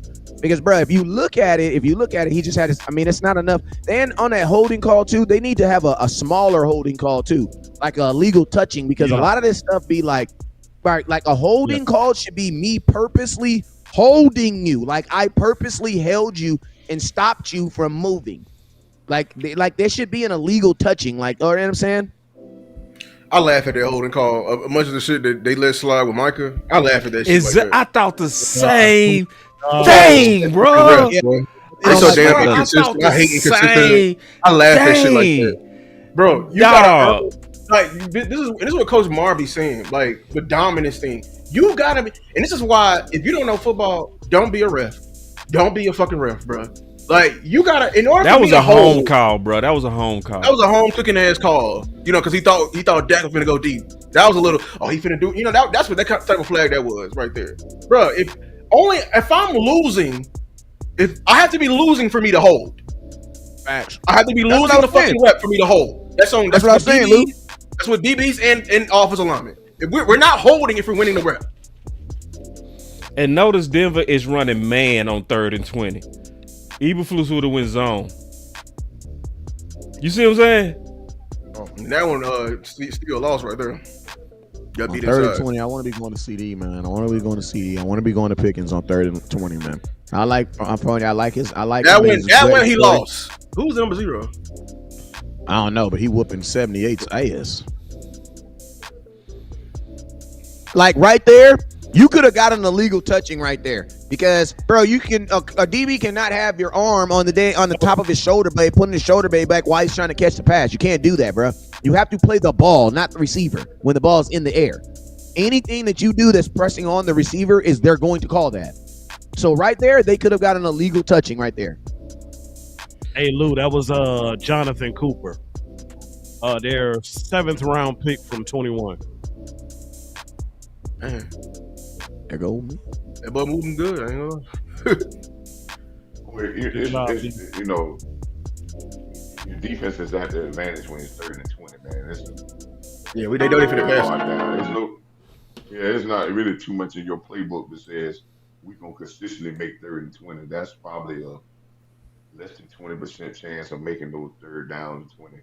Those 3rd down 20 again, a penalty, even though it was bad, a bad call. Again, it was a frustrating call to kill a drive, and I don't believe in that holding call. Even your defensive lineman didn't even jerk out and said he was held. He went on because he knew that was a losing rep.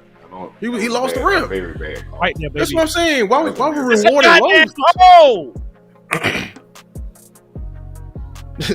That was such a bad call, man. Such a bad call. Even though we didn't even convert on. That's why I'm not even mad. We didn't even convert on that 3rd down. This last play, a held was committed and wasn't called. Tell me I'm goddamn lying. Yeah, that boy paid off, man. The Sam was trying to get around that corner and he got held. He was making his way to the quarterback and his jersey got tugged. Come on, defense. Oh, I didn't see it get tugged right there. He was pushing.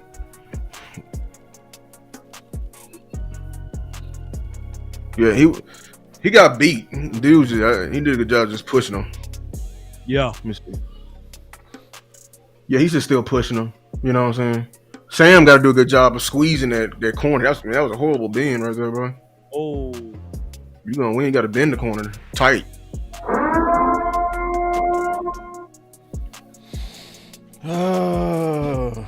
Stop number 2 by your defense.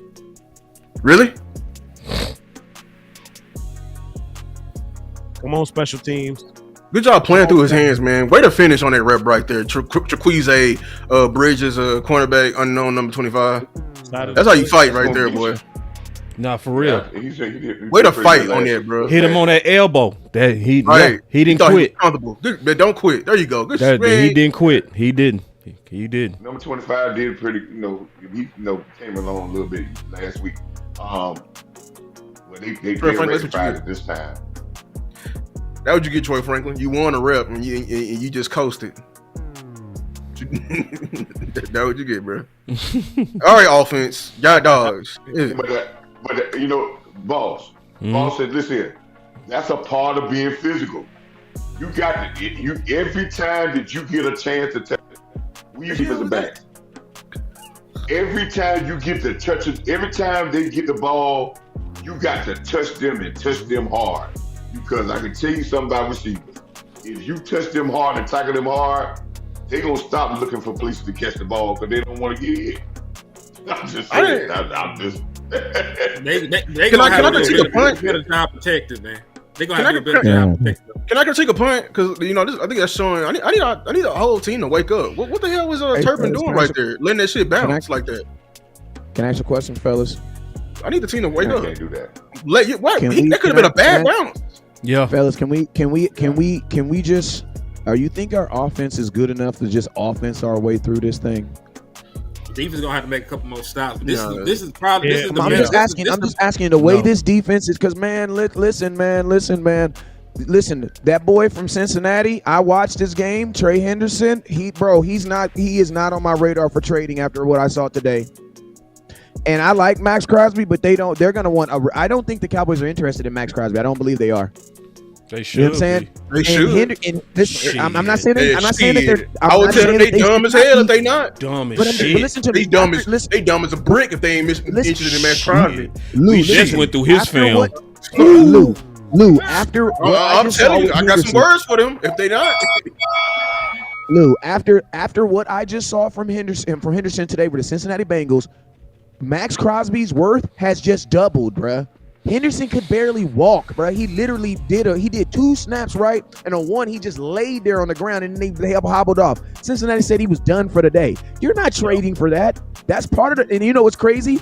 I was low key on the mindset of, man, the Cowboys need to play Diggs. They need to play Diggs. They need to play Diggs. But then I thought about it. But like, what if I was Diggs and go out there and fake it, like pretend like you get hurt or something? And then it's like, damn, now you can't even trade me because who would want to trade a player that just got hurt on the play? I feel you. So I was thinking like, keep Diggs off the field.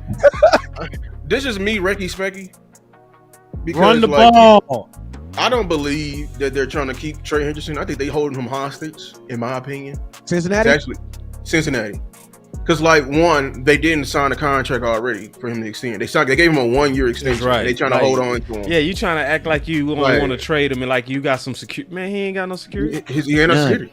You know what I'm saying? I don't think he's going to play them more this year, to be honest with you.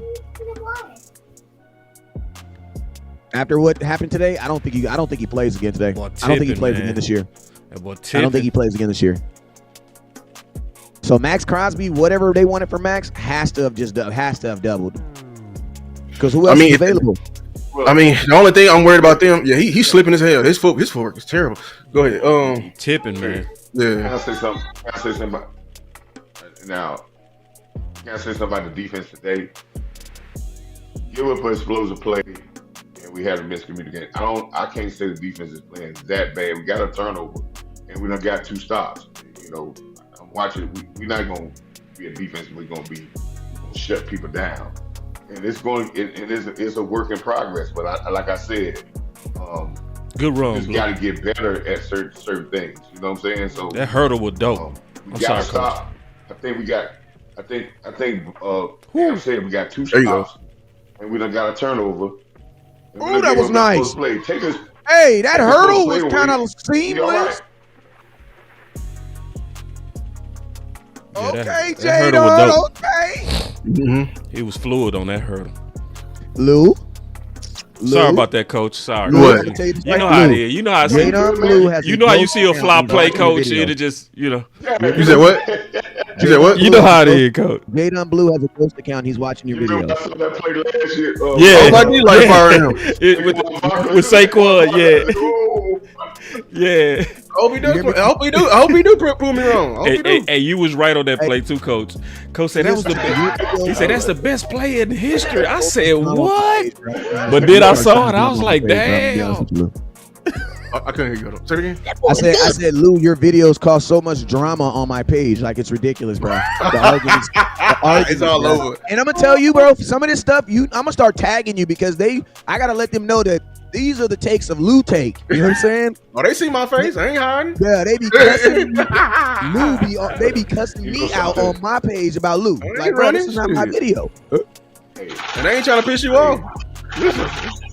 Hey, but that was a damn good video, though. Hey, we got a $2 holler from Rodney Smith. He said D.E. Hendrickson has a nagging hip injury, not 100%. Hey, Rodney Smith was OG, triple OG too.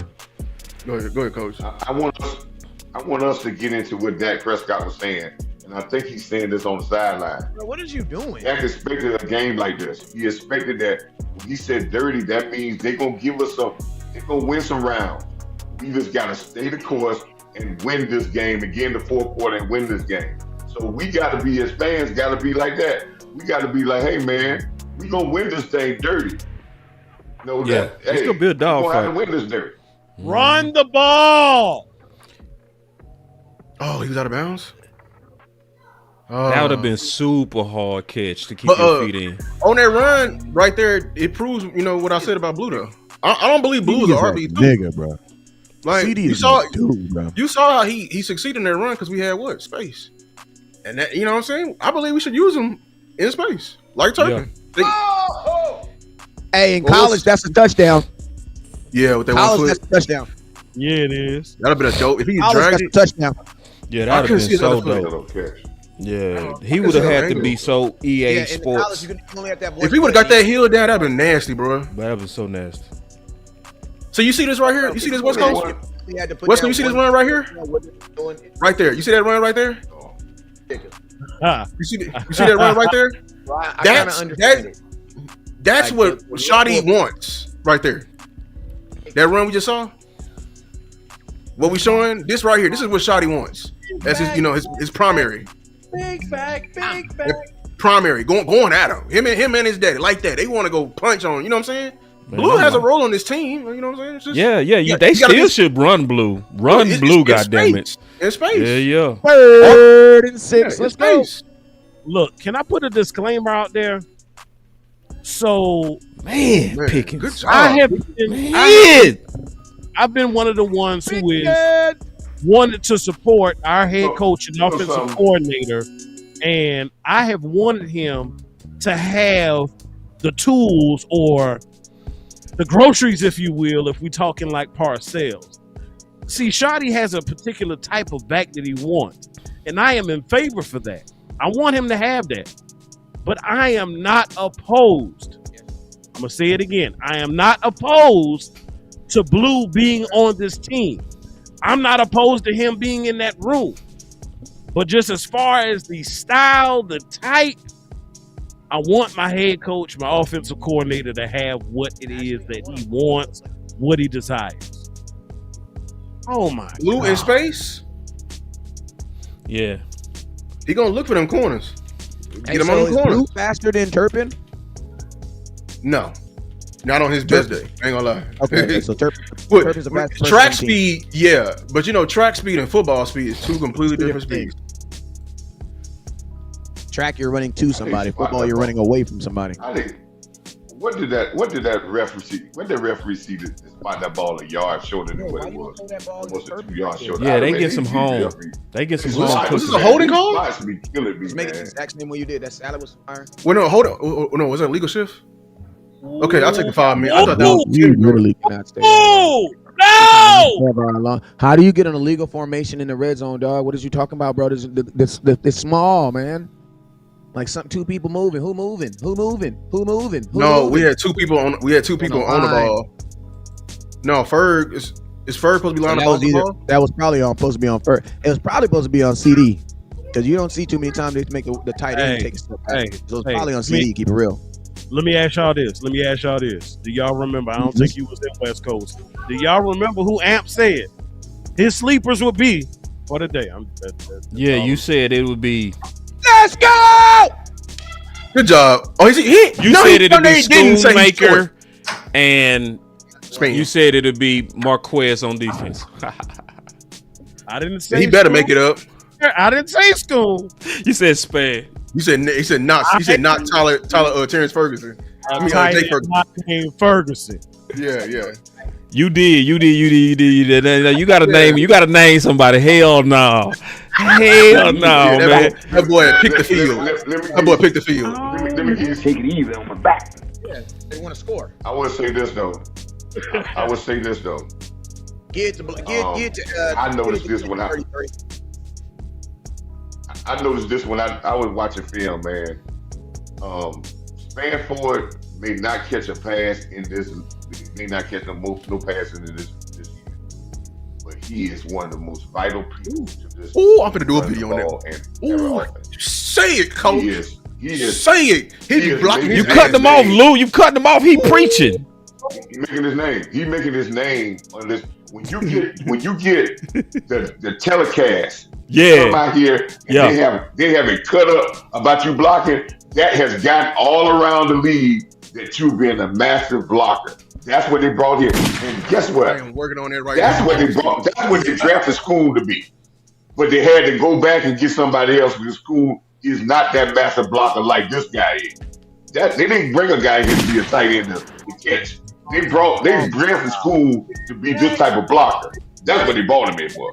But he didn't do it, and Spanford that took his spot as being that type of blocker. I'm working on that. I'm literally working on that right now as we speak. Him and what's his name? I like big backs. Spanford is crude. Boy, that boy can block his ass off. Big back. And he need to get some catches. Big back. Span, he need to be rewarded. That's who I want to reward with some pads. Let's go. Run him over and then talk shit to him, Javante. Say, I ran you over. Hey, look, I disagree with that, Lou. No, I disagree with that. I disagree with that. No, I disagree with that. I want him to understand his role, and I don't ever want him to get confused. I want him to stay in his role and not get confused with a couple of catches that he did. Then after a while, we say he can't block no more because he got, oh man, he said he can't block no more. I've seen that happen before. I done seen that happen before. He give a couple of catches and he said, oh, he get Hollywood and say, you know, I don't need to block as much. Where I can just get a couple fast. What you talking about then? No, bad for it. You talking about school? Spanford. Spanford. I know, Coach. Spanford about his ass off. Yeah. Coach, you said it because you saw I want him to understand. Who you said it before from? That's right. I want him. Yeah, I done seen players they start catching. Listen, man. You so messy, Lou. As soon as she'll start catching, guess what happened? You start. Oh man, well I ain't got to make no block. What you talking about? You know what I'm saying? You guys. I'm saying. I ain't talking about this. I ain't talking about first. I'm talking about I done seen that went all out tight ends. As soon as they start catching the ball, then they say, "Oh, I don't need to block no more." That's why I don't like. That's why I don't like when my fullback do anything other than fullback stuff. I don't like that. You know what I'm saying? My fullback. Like, honestly, bro, I don't like it when they hand the ball off to the fullback. And I'm gonna tell you this right now. If I ever hear about my fullback talking about he about to run the ball and he about to do all this other stuff, when he get you're going back to the defensive side of the ball, bro. I want my fullback to only be talking.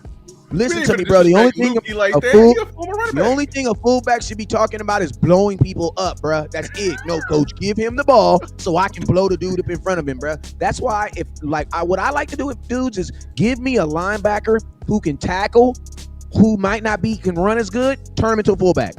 That's how you build a perfect fullback. Why? Because a fullback is supposed to be blowing people up. I don't want my fullback talking about he was going to catch the ball and he going to run for. No. You are not a fullback if you're talking about catching the ball and running the ball. You are a running back, bro. You're a slow running back. That's all you are. But to Coach's point, your boy was a former linebacker. Who? Your boy was a former linebacker. The one we got right now. Who? Oh, I believe it. I know. Yeah, I believe it. No. I believe it, but I'm saying no. I believe that, but what I'm saying is there's no reason for the way that you're using him.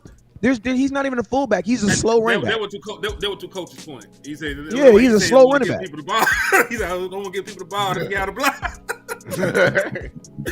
Hey, I don't know if y'all noticed that's the touchdown celebration they do. I don't know if y'all noticed that. Yeah. That's and you know that's don't say that. Wes. Hey, shout out to John for the 499. He said, "Why are Cowboys playing games just running with Williams? Why is Dak getting flipped on his head?"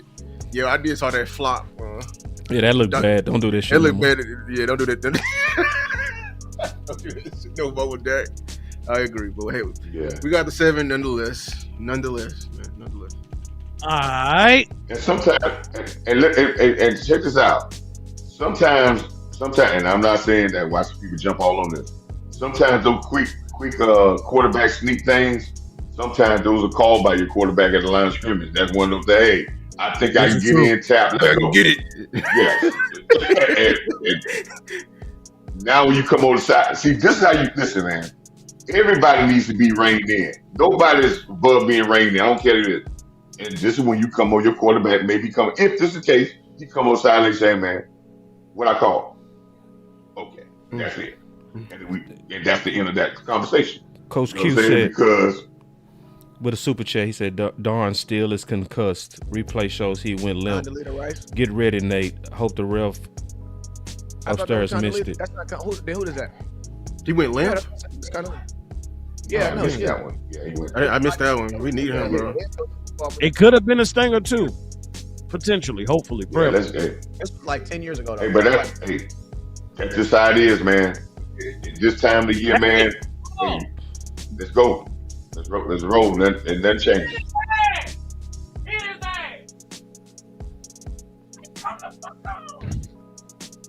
Now, Cowboys need longer drives too. We need longer drives on offense. This is a bigger possession by your defense now.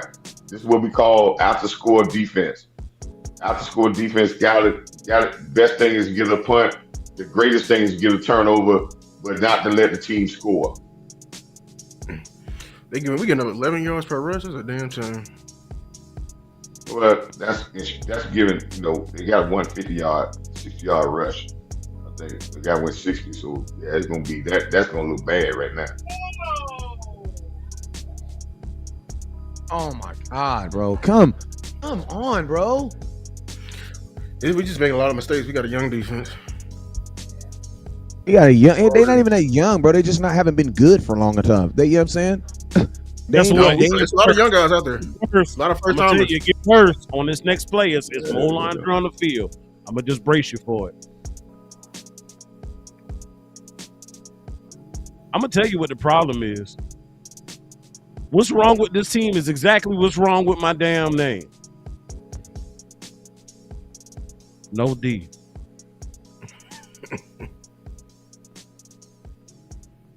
They got Louisville being a glorified.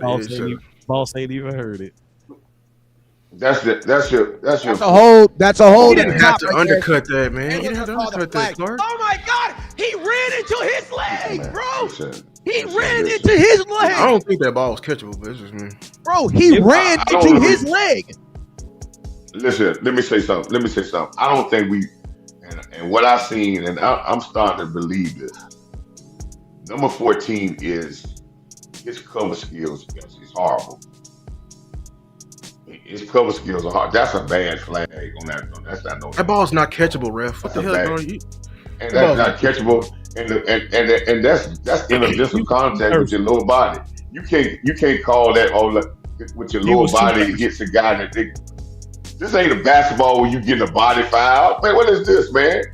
That was a horrible call. That was a horrible call. That was a horrible, huge call right here. That was a horrible. Come on, man. This has got to be crazy, man. That was a horrible, bro. On this play, you tell me when you was amped, you were talking about getting off the block. Watch him on this play. Thank you. He didn't even try to get over there and make the tackle. That boy made a whole swim move and everything. After he jumped off, got the ball, he's still on the wide receiver. That's what I'm saying, man. I've been saying this for weeks. The Dallas Cowboys have committed 5 penalties for over 70 yards before the snap even was snapped. Did he say 5?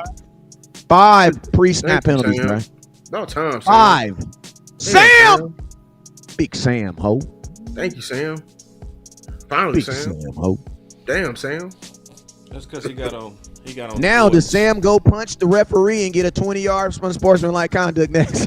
He was free. He was free. But shit, about time, Sam.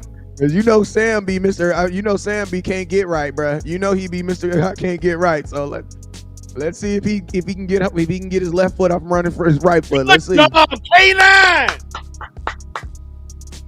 Beast out right here, man. It's good stout, man. Forward progress, stop. Right here, right now. Come on, D. Get set. Dead, bro. I'm surprised they blew the whistle. God damn, you should have blew the whistle. He ain't going nowhere, dog. 1 Mississippi, 2 Mississippi. Blow it dead. Whatever. The play should have been called dead, bro. Yeah, the play should have been called dead. Let me find out this boy's a closeted Broncos That's the case. fan. You do that on every play, bro.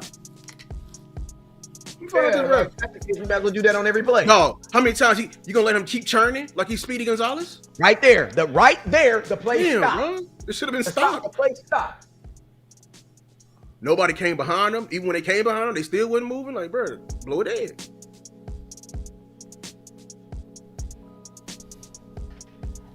Super chat. He said we're gonna have to score 40 or more to win today. Yeah, I know, man. Yeah. I mean, this Cowboys should have called a timeout, bro. That's a Tuesday. That's a Tuesday in our book. We should have just called a timeout, bro. Can I ask a question? What is the advantage?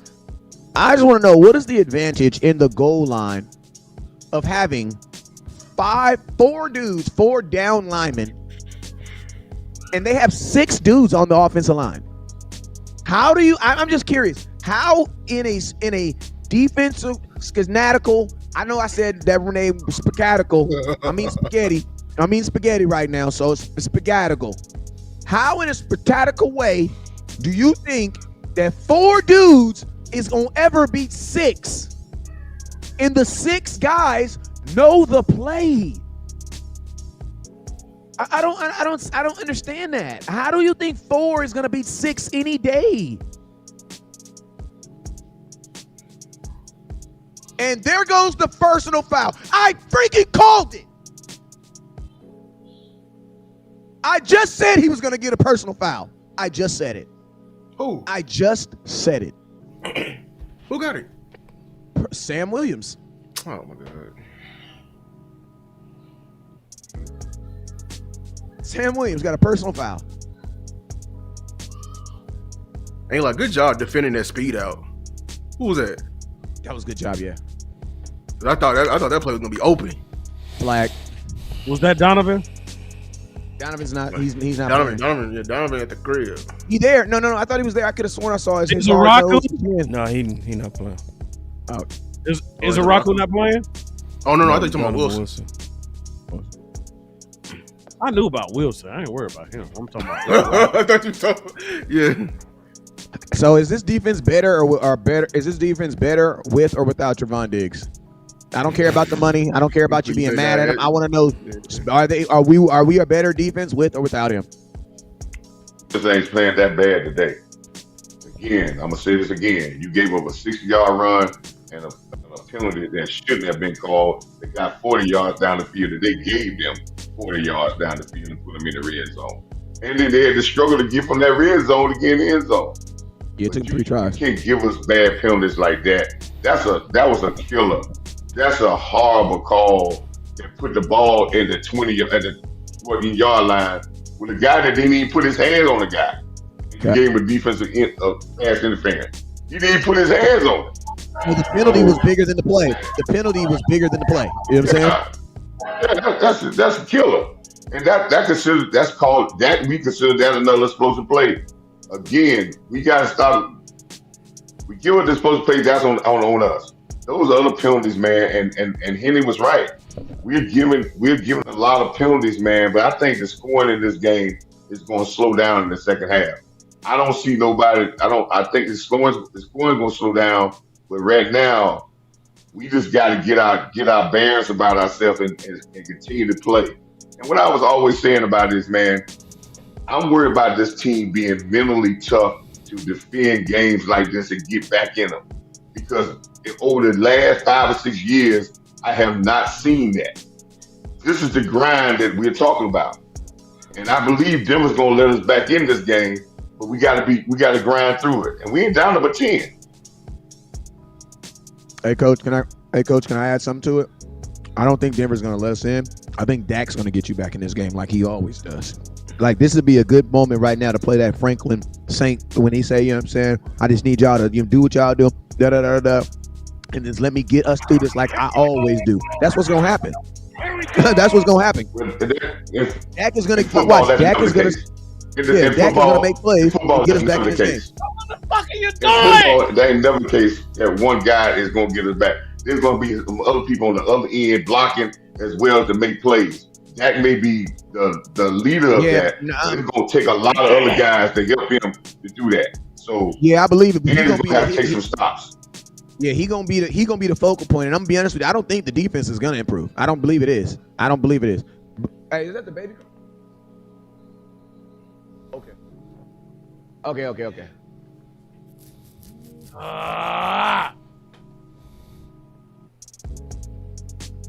Right now, Denver is averaging 9.2 yards per play. Oh yeah, they're averaging damn near a first down per play, y'all. Are you seeing a regression in terms of like less man coverage?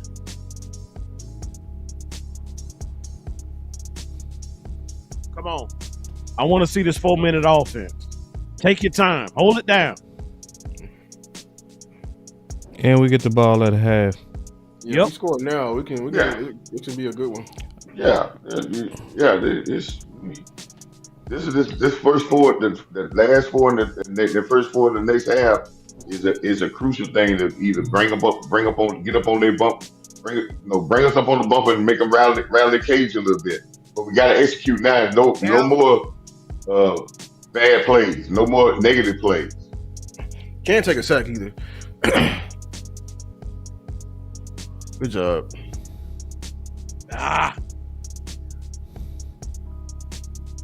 Come on. They're double teaming. They're double teaming Perkins with the backside safety.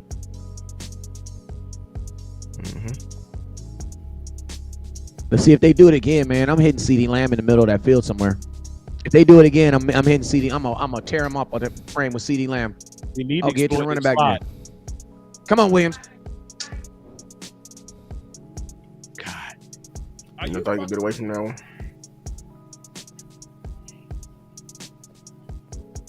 Momentum was done. Third down thoughts, and there's nothing on that paper. I don't like that, coach. I don't like that.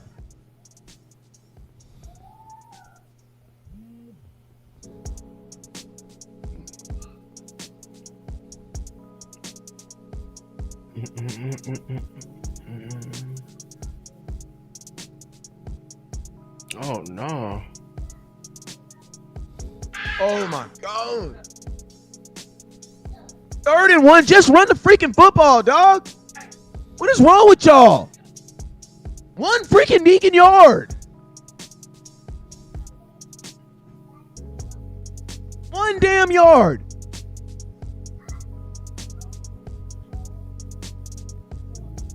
Just run the freaking football. I need my head coach Slap. and offensive coordinator, Shoddy, to get your head out of your ass, sir. Bro, just run the damn football. You need 1 yard. It was a simple yard. If nothing else, that would have knocked some time off the clock to give Denver less time before going into the half.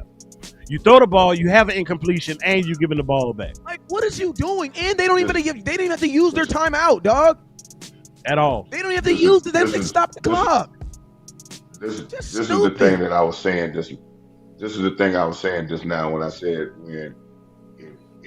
if we think, and I hope the sideline don't think that it's gonna be all on Dak to bring this back. This is what I'm saying. You get in that mode, and then you say, well, it's better be. You ever hear this? Oh, it's better to have the ball in Dak hand. And this particular game is gonna take everybody. Williams could have ran the 1 yard, and then we go. It's going to have to be everybody to get us back in this game, not just that. And I hope our coordinator don't get into that thing saying, well, Dak is going to bring us back. Because then we get an incident that we give Dak the ball on every play where we can just do simple things and let other people make plays. Bro, this offensive coordinator reminds me of Jason Garrett, bro. When Jason Garrett used to just try to do smart stuff that was just smarter than everybody else, bro. Like, bro, like, what is you doing? Sometimes the smartest thing to do is to be simple. Just be simple. Just simplify it, bro. He in his own way. Like, what are you doing, bro? A fake toss to the right to then go back to the left. You only need 1 yard.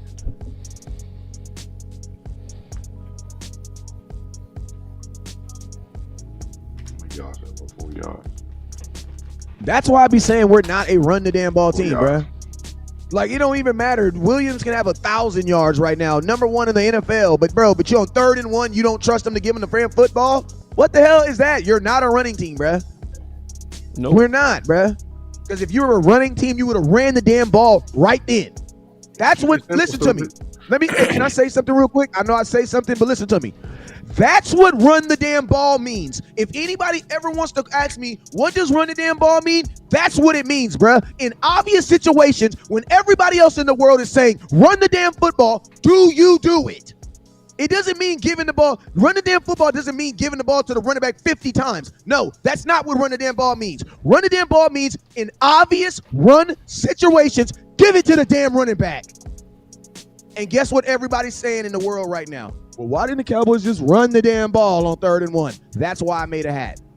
It was for moments like that. I'm going to need your offensive coordinator to actually remember his own words. Boss, I think you got the clip. From when he was coordinator year 1, back in training camp, and he was interviewed for the first time. And his exact words were, you got to prove to West Coast point, you got to be able to run the ball when teams know you're running the ball. Right. That's a real run the ball team. He wants, hear me out. This is why he wants what he wants as far as a big back. Big back. That's why he wants it, because he wants it to be when you know he's running the ball, he is still successful. And that is based off of yards after contact, which your team has been doing pretty good in. Javonte's been pretty good in this season, yards after contact, because he's a big physical back. A big physical back you needed in that situation right there. And guess what?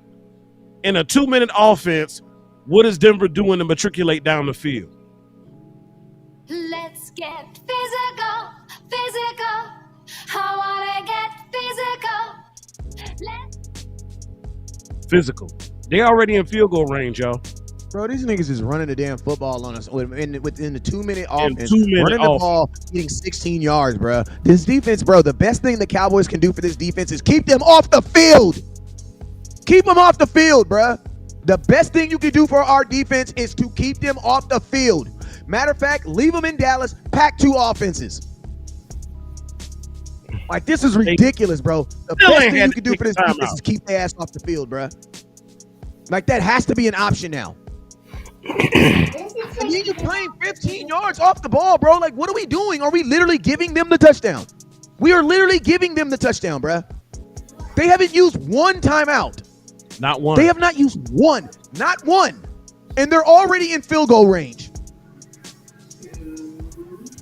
And they're knocking on 100 yards rushing for the game already. At half. Lose this game, bro. At half, y'all. Come on, turnover. Still ain't using no damn timeout.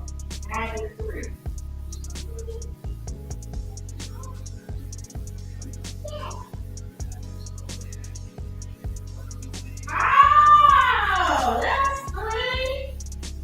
Let me see you do it. 1, 2, and then 3. Yay! Come on, defense. Lord have mercy. Lord have mercy. Hey, kill that flash. That flash right there. Right there.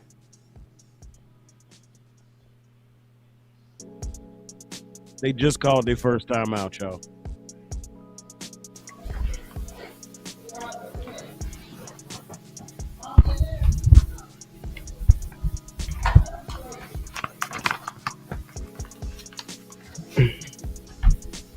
We got to keep them out the end zone.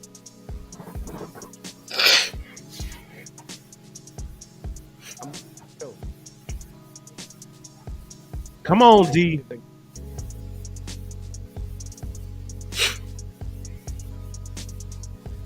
I don't care if they go. Talk to each other. Talk to each other. Come on, let's get our hands on the ball. Get your hands on the ball. Watch out for Bo. Yeah, Eberflus will be fly. Come on, eat them all back. Shit, man. Just it's one of the worst tackling cornerbacks I've ever seen. Hello? Yeah. I told you last. Hey, what do we call him? We were gonna call him Eberflus. Eberflus. You got to go get that. Last week was a fluke. Yeah, they go fire. You got to go get that. Hey, it's Eberflus. Elam, you got to go get that, man. Bo Nix has 7 consecutive passes. Did he revert right back? Wait till you see 8. Y'all killing me. What a dart. What a dart. Who got burned? 25? That's Pat Bryant, right? That's the receiver from Illinois. Remember him? Mm-hmm. I remember him. Somebody got the game on in the background. Oh, that's me. My bad. Boss. When I walk around, I turn it on. Boss, that was the most savage soundbite in creator history, bro. I said, this dude has 7 consecutive passes. Boss says, wait till you see 8. That was a dart. 40-yard touchdown. We went right back to the zone bullshit. I will tell you that. Mm-hmm. That's why I just said right Eberflus gonna be fired. Oh, he finna be fired. He finna be fired by the end of the season. And then think about this. Think about this though. Your corners are getting. I mean, at the same time though, like you got to think of the mentality of the Cowboy. The only person you're talking about trading right now is a cornerback. And where are you looking the worst at right now in cornerback? So it's like the Cowboy. Whatever. Even if you fire Eberflus, nothing is getting better around Dallas right now. Because no problems are actually getting fixed. No problems. Like literally, we just rehire people and don't actually fix the problem. We've had these exact same problems on defense at least since 2016. 2016, our defense wasn't good. The problem with our defense in 2016 is they were barely on the field. We had an offense that was going 1 down, 2 down, first down, second down, first down, second down, first down. That's all we were doing in 2016. And that was the best this defense has ever been. Want to know why? Because they were not on the field. The Dallas Cowboys are not about to spend money on defense. So I don't think like it's crazy to even think that we would be imaginarily even thinking about trading for Max Crosby, because I'm gonna be honest with you, I don't think Max Crosby helps this team right now. Everybody's gonna say, yeah, you get pressure on him, but I don't know if Max Crosby is getting pressure like that if he's the only one getting pressure, because Micah Parsons he's basically gonna be Micah Parsons on this team. And guess what? Even with Micah Parsons, we couldn't stop the run. So it's like, I think you need two. You need just trading for Max Crosby is not going to solve the problems that we have on defense. It's not. Yeah, I mean, I agree with you. But I think Max is better against the run than Mike. I will give him that. I feel unless you know where to play. Unless Max knows where a play is on every down. I'm telling you, they're not gonna run towards Max. We watched his film. That boy was in the backfield every play. You feel me? So. I mean, look. I mean, I told them how they should have. They should have just let bygones be bygones. We over here just want to be little kids and have these petty little problems, and sit Diggs, and if he's hurt and concussion and all that. And I agree with you. We were saying go get another running back so we can have multiple backs and we can lean more on the run game, protect the defense. We were saying it a long time ago, man. I'm just tired of fighting Cowboy Nation. Cowboy Nation want to be reactors like the front office, so react. How about that? React. God damn it. I don't want to hear about Brandon Aubrey when we're down. See, that's why I be trying to tell you. Y'all be pissing me off with this brand. I like Brandon Aubrey. I love you, dog. I do love you, but I hate you when we losing by 17 and we talking about we got the kicker that can get you 65 yards. That means you can't get 50 yards. Why is your kicker making 65-yard kicks? Because your offense can't get 50 yards. That's why. B-Bird with the 499 said this is a player quality issue. Individually name impact players on defense. These are name dudes doing what no name players do. I 100% agree, B-Bird. And this is why we fight everybody who be pushing against getting cheaper and want to do. He play cornerback. He can backpedal. He can play cornerback. When no. Give me Jimmys and Joes over X's and O's any day of the week. Because you know why? Your enemy around the league is Jimmys and Joes, and they play with the X's and O's, and this is what happens. But yeah, this is what happens when you got Traquise Bridges out there. This is what happens when you get an undrafted Adija Clark. You know what I'm saying? Like, he's young. I think he's gonna have a bright future, but you over here putting the whole world and the entire roof of the defense on his shoulders. You're not cross-training people, Shamar James. You know what I'm saying? This is what happens, man. This is what happens. This is why we got to be more than just a draft and develop franchise. You did it with Pickens. You got to do it with everyone else. You can't be thinking about your wallet. Sometimes Price can't put a price on this, man. And now we're getting Preston Dak. Oh, my God. And there goes the interception. It's been looming. We're getting Preston Dak. Dak is trying to press. Yeah, it's been looming. Yeah, and people go, who's on Dak? No, shut the fuck up. Yeah, he's pressing right now. He's trying to make a play. If you knew your quarterback, you know, like, once he gets to pressing, this is what happens. And you know what's crazy? Like, to a degree, Coach Marv is right, and to a degree, I'm gonna throw my little shoot and say I'm a little bit right too. But Coach Marv, you're absolutely right. One man can't do it, and guess what? That's what happens when one man tries. If one man can't, that's what happens. Go get two. You get what I mean, though? Like, I wish Coach Marv was here. I wish Coach Marv was on this here right now, because I give him his love right now. Because listen, you're absolutely coach, right? Because that's what happens when one man tries. Dak was pressing. That throw was a press throw. And that's why that's the first time he's throwing an interception in probably 5 weeks. I know everybody's about to get on Dak like he be throwing interceptions every week, but Dak ain't throwing an interception since I was 42. Keep it real. We were down 27-10 when he threw that pick. So everybody talking about if that pick was worth something. I don't want to hear it. I really don't. I'm done arguing with folks. We were fighting to. People been fighting us of making this team better all year. Man. Smoke, Blue. Hey, put one in the air for me, please. You feel me? People been fighting us to improve this team all year, man. Protecting them picks all the best way they can. Saying we had enough. You know what I'm saying? Want to get it better by subtraction with some of your best players, saying we're good. We were better last week. You see how we ran, man, last week, man. We were good. And all right, bro. Believe whatever you can believe, man. My question, I'm about to go take a 2-minute break, eat some food real quick. But my question is why we're not getting any build over week over week, man? Like, I don't feel like we're building on the success that we had from last week, and it doesn't feel like we're diminishing the failures from the week before. It's almost like it's a single game season every week for the Cowboys. Like, I know we watch film, but are we applying the film? You know what I'm saying? Like, I get we watch the film, but are we watching the film just to say we did something wrong?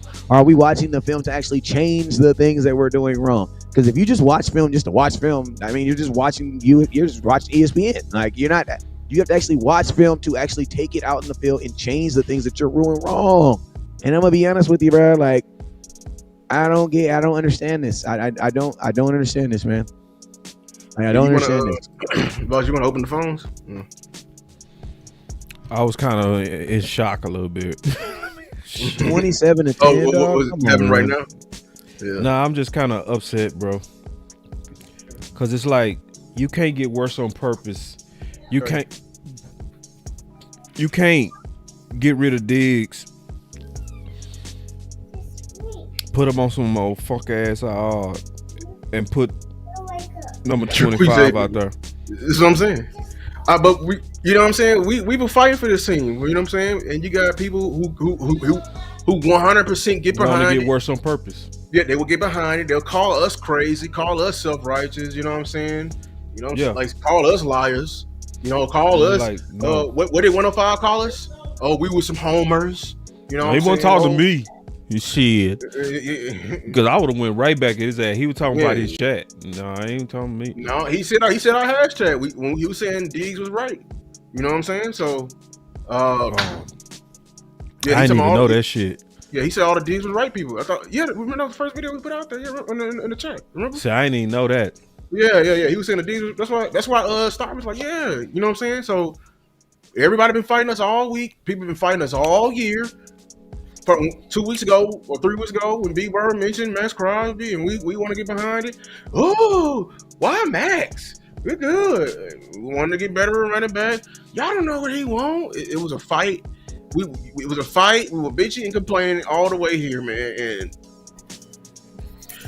listen. Dallas Cowboys is on pace to give up 54 points. They gave up 27 in the first half. Listen, they get 8 yards per carry. Yeah, that's an improvement. It was at 11 yards at one point. It was at 11 at one point. So that's an improvement. They had some big runs. 40-yard touchdown run. What we talking about? And we giving up too many explosives. How man, listen. You don't have the numbers yet, right? Because you saw. I think you can see it. We can best believe and say this boy regressed right back to what he was doing in terms of the zone bullshit. Well, see, they try to say, well, you know, they talked about this before the game. I knew they're gonna play more zone because Bo Nix hasn't been good against zone, so they said it's gonna be the game plan. But you just ain't good at playing zone, so that's the counter argument. You can't do some just because he bad at it, bitch. You suck at it. Every time you play zone, you fuck up. So that's the counterpoint. Like, yes, he's bad at it, but you're so bad at zone that should look like, man, the niggas is running wide the fuck open. Running wide the fuck open. I mean, so I think it's how long? 264 yards of offense already, 9 yards of play, 169 passing yards, 95 rushing yards already. So you're on pace to give up 200 yards on the ground. the penalties too. You had 8 fucking penalties compared to 2. This finna be the greatest comeback ever. Oh, and also you're also your winning time position, and you're still getting your ass. Can I say something? You win time position up about 4 minutes. Check this out. Yeah. And this is not getting on 25, but the 2 touchdowns we gave up in passing, we was in man-to-man coverage. One we got confused about being in man-to-man coverage. I don't understand that. I think me and Boss were talking about it. I don't understand you got me confused in man-to-man coverage on that play. And then 25, if you just got beat on a go route on the touchdown. Yes, we giving up big plays, but like you said, Boss, I believe that we got it's still a half to go. I don't see Denver just doing anything they want to do. I just want us to get tougher, man. You know, I think we can come back and win this game. You know, if we fold up like a tent, then right, I don't think nothing's gonna help us. Nobody's gonna help us. But if we come back and fight, I think we can get back in the game and win this game. I just, like I said, if we think we're a championship caliber, we only down 17 points, and our offense has some good moves till we start pressing at the end. And that fourth down, but we were moving the ball until we pressed at the end, and he threw that interception. But I think we go back to our game plan with this first start off. We can't come out in the second half right off the bat and act like we scared and go hurry up and go and press ourselves into another mistake. You know, let's get back in this game, and we can get a turn. We got 1 turnover from him. We can get another turnover from him.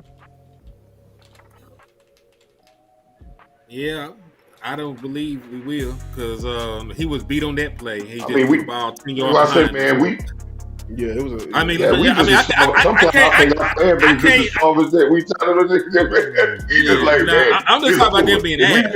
If we ain't in front, we over. If we not in front, we over. It's done. I mean, no. I just don't expect my historically bad defense to help me make enough stops to overcome a 3-point deficit. You, on paper, have the worst defense in NFL history. You give up the biggest passer rating in league history. Nobody defense has given up more ass in the passing game. So I understand your point. Like, you don't give up, fight to the end, and I'm going to watch the rest of the game. But they're fucking bad, and I can't pretend that they're not bad. You know, that's coach talk, and I get where you're coming from. You're supposed to believe these motherfuckers. But they fucking suck. They mama and they daddy know they fucking suck. So, you know, I don't know. We're gonna see what they can fucking do. A lot of the errors is mental errors. I will say this. A lot of these errors is mental errors. Like I think DJ Clark is struggling. Yeah, DJ Clark is struggling. You know, on the roof up there. I just hope he gets his, situation. Yeah. We just need to settle down as a team, bro. We just out of control. I need the offense to value their possessions. I need everybody on their offense to understand these. Wake up, slap everybody. Stop getting self-inflicting wounds. Stop getting off schedule as an offense. That's the main problem we was doing, getting fucking off schedule. You're moving, and then you want to get a penalty on the 1-yard line, it's illegal formation. Know who's on the ball, know who's off the ball. Stop having these day one of camp type of fucking penalties, so we can do something with it. You know what I'm saying? I just need them to value every possession because they can help stabilize this game. I really do. But we just a multiplier right now. We can't forget about the run game. We just can't go and say, okay, we're gonna throw the ball 450 times. And if you think you're gonna do it that way, that's a problem to get 50 points scored on you. That'll be a problem to doing that. But you got to be able to say down. We got to get back in this game because if you can get down by 10 points going into the fourth quarter, that puts anybody in the game. It's not like we down by 28 points. Right now, we just got to have our basic offense where we mixed it up. That's how we drove down the field and got that long drive. We can't go in this thing and say, oh, we panicking and we going in there. Because if we get that way, that's what the game plan going to be for us for the rest of this year. Team going to say, get in front of them, press them a little bit, and they're going to panic. That's the definition of being a front-runner team, is what Green Bay said 2 years ago. Yeah. So this is going to be on Shotty, man. Can you galvanize? He galvanized.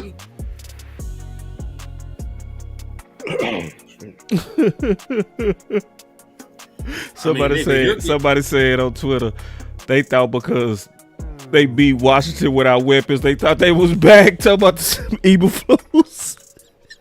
That's what everybody who's okay in that shit last week, bro. Man, they look good, man. They look good without Diggs, man. How could you won't Diggs? You just locked them up. I'm like, bro, you have I will say this. Jalen fucking Lane. I will say this. I have seen enough of Elam. And y'all may think about coverage skills, but go back and watch the tape, and I ain't gonna be wrong with this again. Their teams are saying we're gonna make him tackle, and we're gonna throw the ball so and so. We're gonna make him tackle, and on that last drive before they threw the touchdown pass, they threw the ball on a wide receiver screen where he had a chance to make a play for 1 yard, and he just don't want to make a tackle. It's just almost like when you see a guy that's there and he goes and ooh, I almost got there. No, you ain't trying to get there. That's what that's showing you. You're not trying to get there. Because when you don't miss a tackle and you don't even end on the ground, that means you're just putting your hands out there. That means you're not bringing your whole thing and you're not attacking the football. And those little things, man, those are hidden yardage that kills your defense. And I don't see that. I thought he had got a little bit, but man, that is a reason. And I can see, and this has been multiple games. The game that I went to in Green Bay, it was horrible, and it got no better. And this guy, this is why Buffalo gave up on him.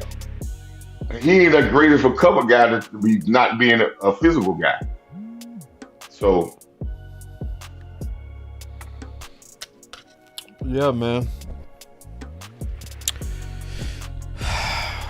So, the talk of Dak MVP is over. You gonna hear none of that for the rest of the year. I'm glad too. That old fake ass love they was giving Dak. I knew shit. I don't care about that MVP anyway. He don't care either. Dak a real G. He want to win it all. He ain't worried about no individual award. Yep. MVPs don't usually win Super Bowls. It's very few. If ever.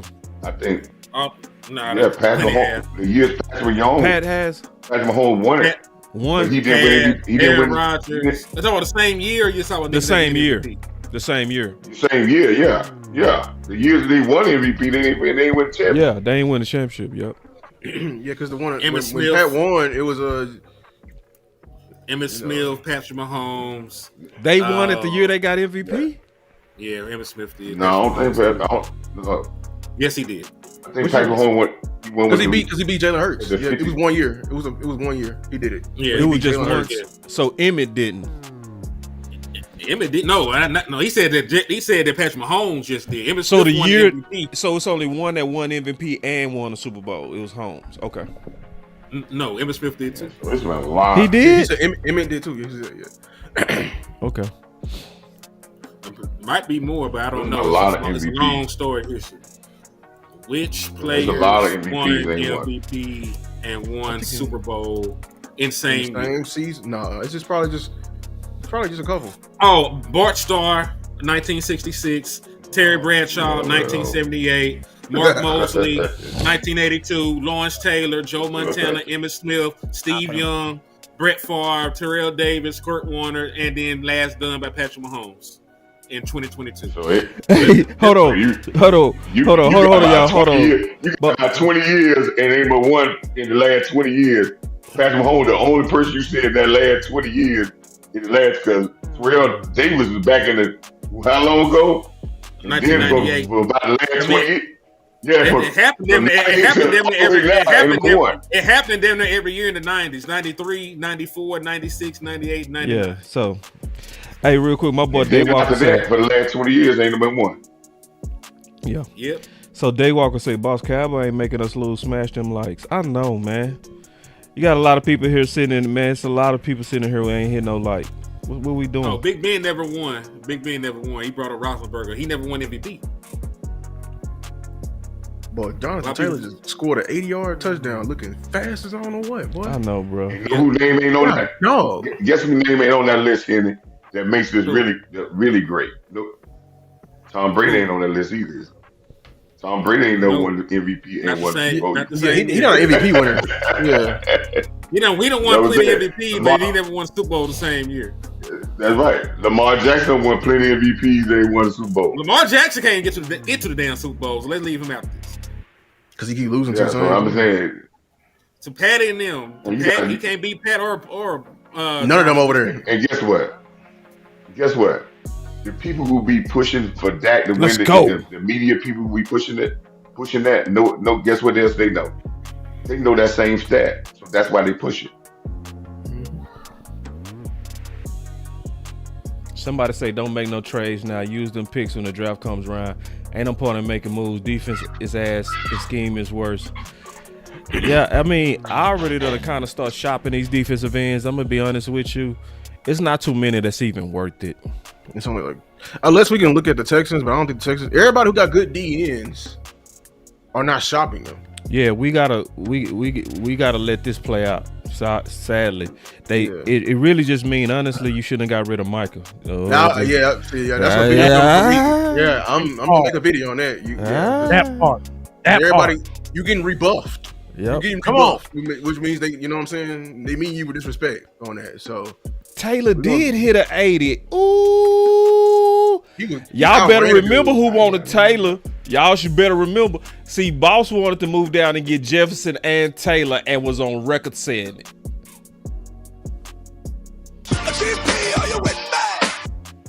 Okay, he is. We are at a church. We ain't going nowhere. I ain't gonna lie, man. Say Pickens, he kind of looking more G, man. Man, he might be the real number one on the squad. He might be the real number one. And he talking. See, this is the fuel right there. Yeah, see, that's he got something. And he talking. He got something else, bro. That it's the moxie. Yeah, that's that. That's that Dez, man. We ain't had that. And he blocking.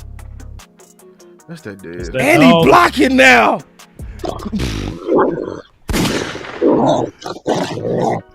Yeah, he Lamb ain't right. Nah. Come on, Span. Come on, Span. Why we the pressure? Why we? It's not there. It's not there. Didn't we say we're gonna get Shotty if he run the ball with CD again?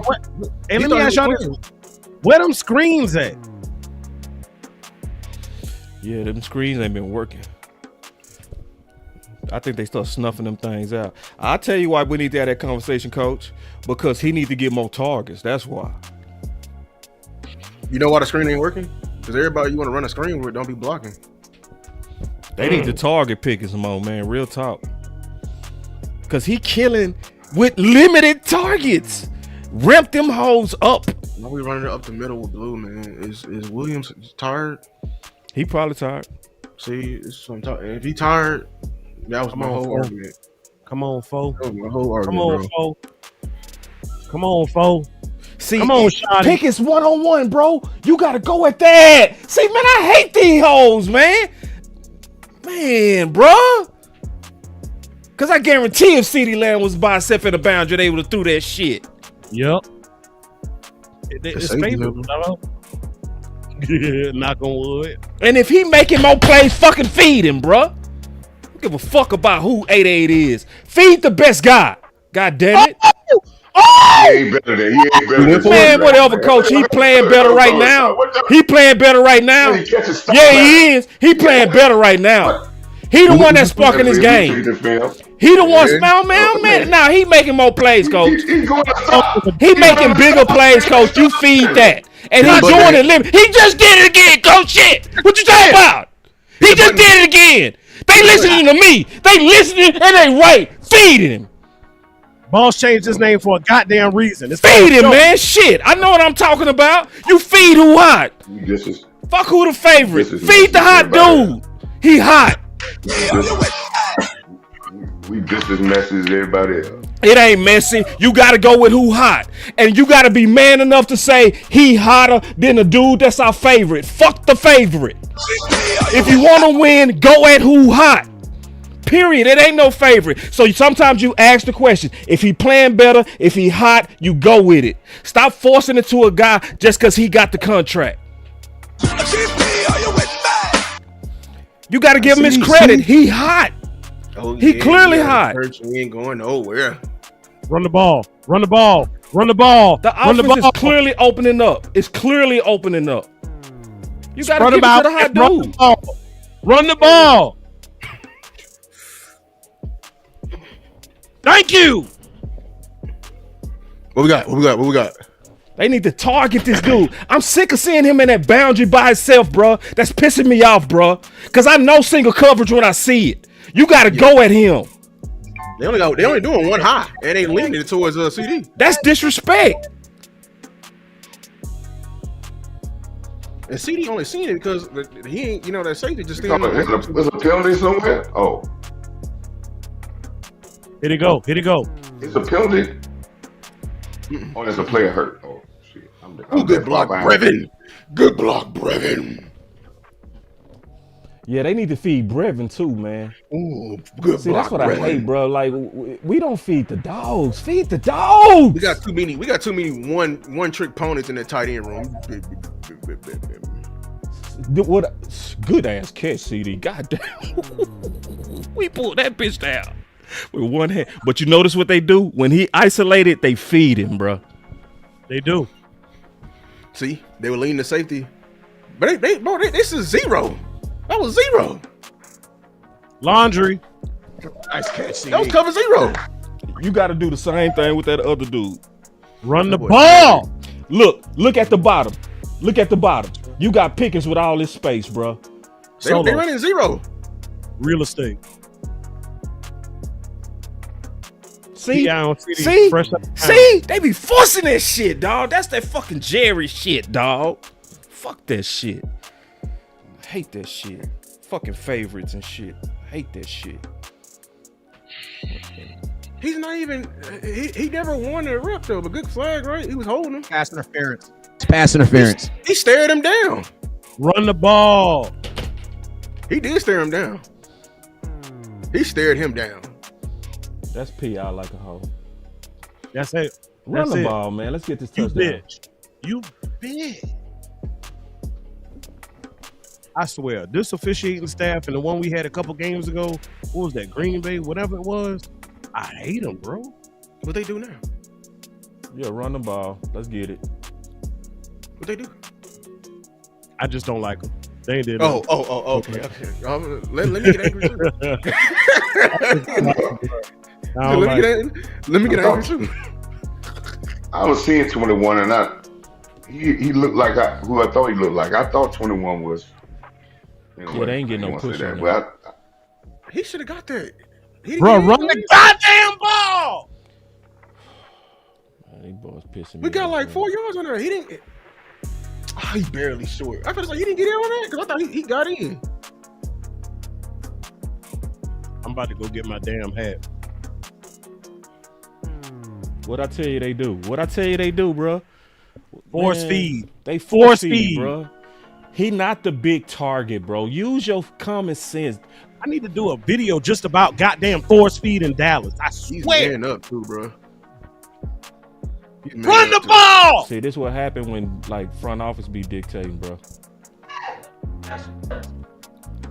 That's real. Is that another flag on them? So we got another first set of downs? Yeah. And that's not. And we ain't ran the ball yet. It's nothing against Lamb either, because Lamb a dog. Well, we definitely not saying both of them dogs is the point. No, that's the point. Feed the hot hand. That's all. Yeah, you got to feed the hot hand. If he making plays back to back to back, you keep doing it.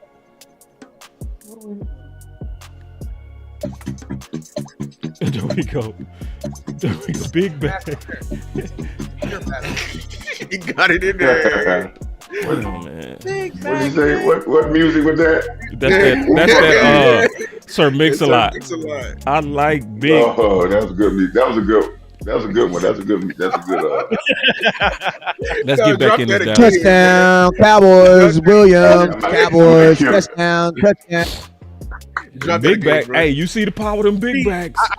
That's what he said. Big backs work. Power of the big backs, but the big backs had tapped into the football gods because the football gods had frowned upon Shoddy, Dak, in the offense from the first half when you was down to the first time had your ball on the goddamn goal line, and the play that you was about to run was actually a passing play. So the football gods frowned on you, made you kick a damn field goal, and said, second half, I'm going to give you another chance. And what did we have? We had chances. And what was we doing? We was throwing the goddamn ball. Dak was throwing the ball, and what kept happening? We kept seeing laundry on the field. And then when you simplify things, when you keep it stupid, when you do as West Coast says, and you run the goddamn ball, he ain't saying run it 50 times a game.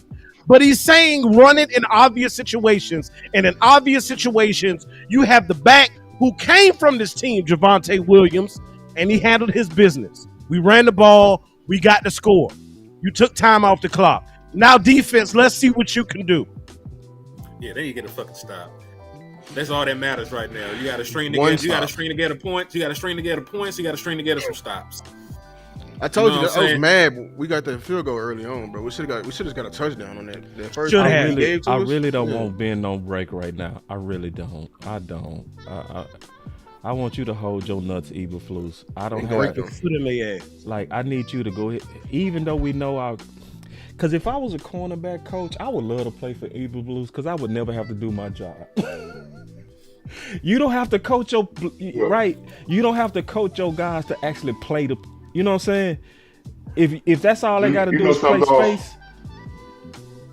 Yeah, go ahead. You know something, boss? Yeah. And I'll say this, man. And it was one of the biggest. And I think I need to go and get this.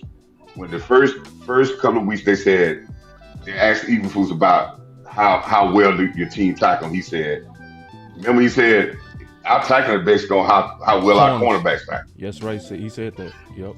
And that philosophy was his first philosophy. Yep. And that has failed since day one. Yep. If that is your philosophy day one, if I'm not drilling in my guys, if you're gonna measure how well we tackle by our corners, because he said that directly. Yeah, he said that. That's exactly what he said. Elam and it our corners did not meet that quality. That's standard. And if that's your quality, if that's your standard, you got to meet that standard because of the fact if I hear that and whatever they do, then that's how we gonna do. So, like I said, we're not gonna talk about these, but Elam, I watched this in Green Bay, and Amp can tell you I talked to him after that game, right? Mm-hmm. Nobody ever want to talk about this, but if everybody want to go back and watch film, let's go back and look at it. His attacking skills are horrible, and that gives up yardage. And when I'm starting to see teams throw the ball behind the line of scrimmage, or every time they throw the ball with 2 yards, it's always directed at him. Then I understand. That's the game plan. You're talking. He's not gonna get off blocks, and he's not gonna tackle. We didn't get off tackles, we didn't get off blocks, and we couldn't tackle in that play. That's why that play was successful. And that was perfect containment. That was perfect kickoff containment, dog. They just they got out their lanes. That's what happened. See, that containment by Goodman was perfect. People was helping out. That's what happened. You got to stay in your kickoff lanes.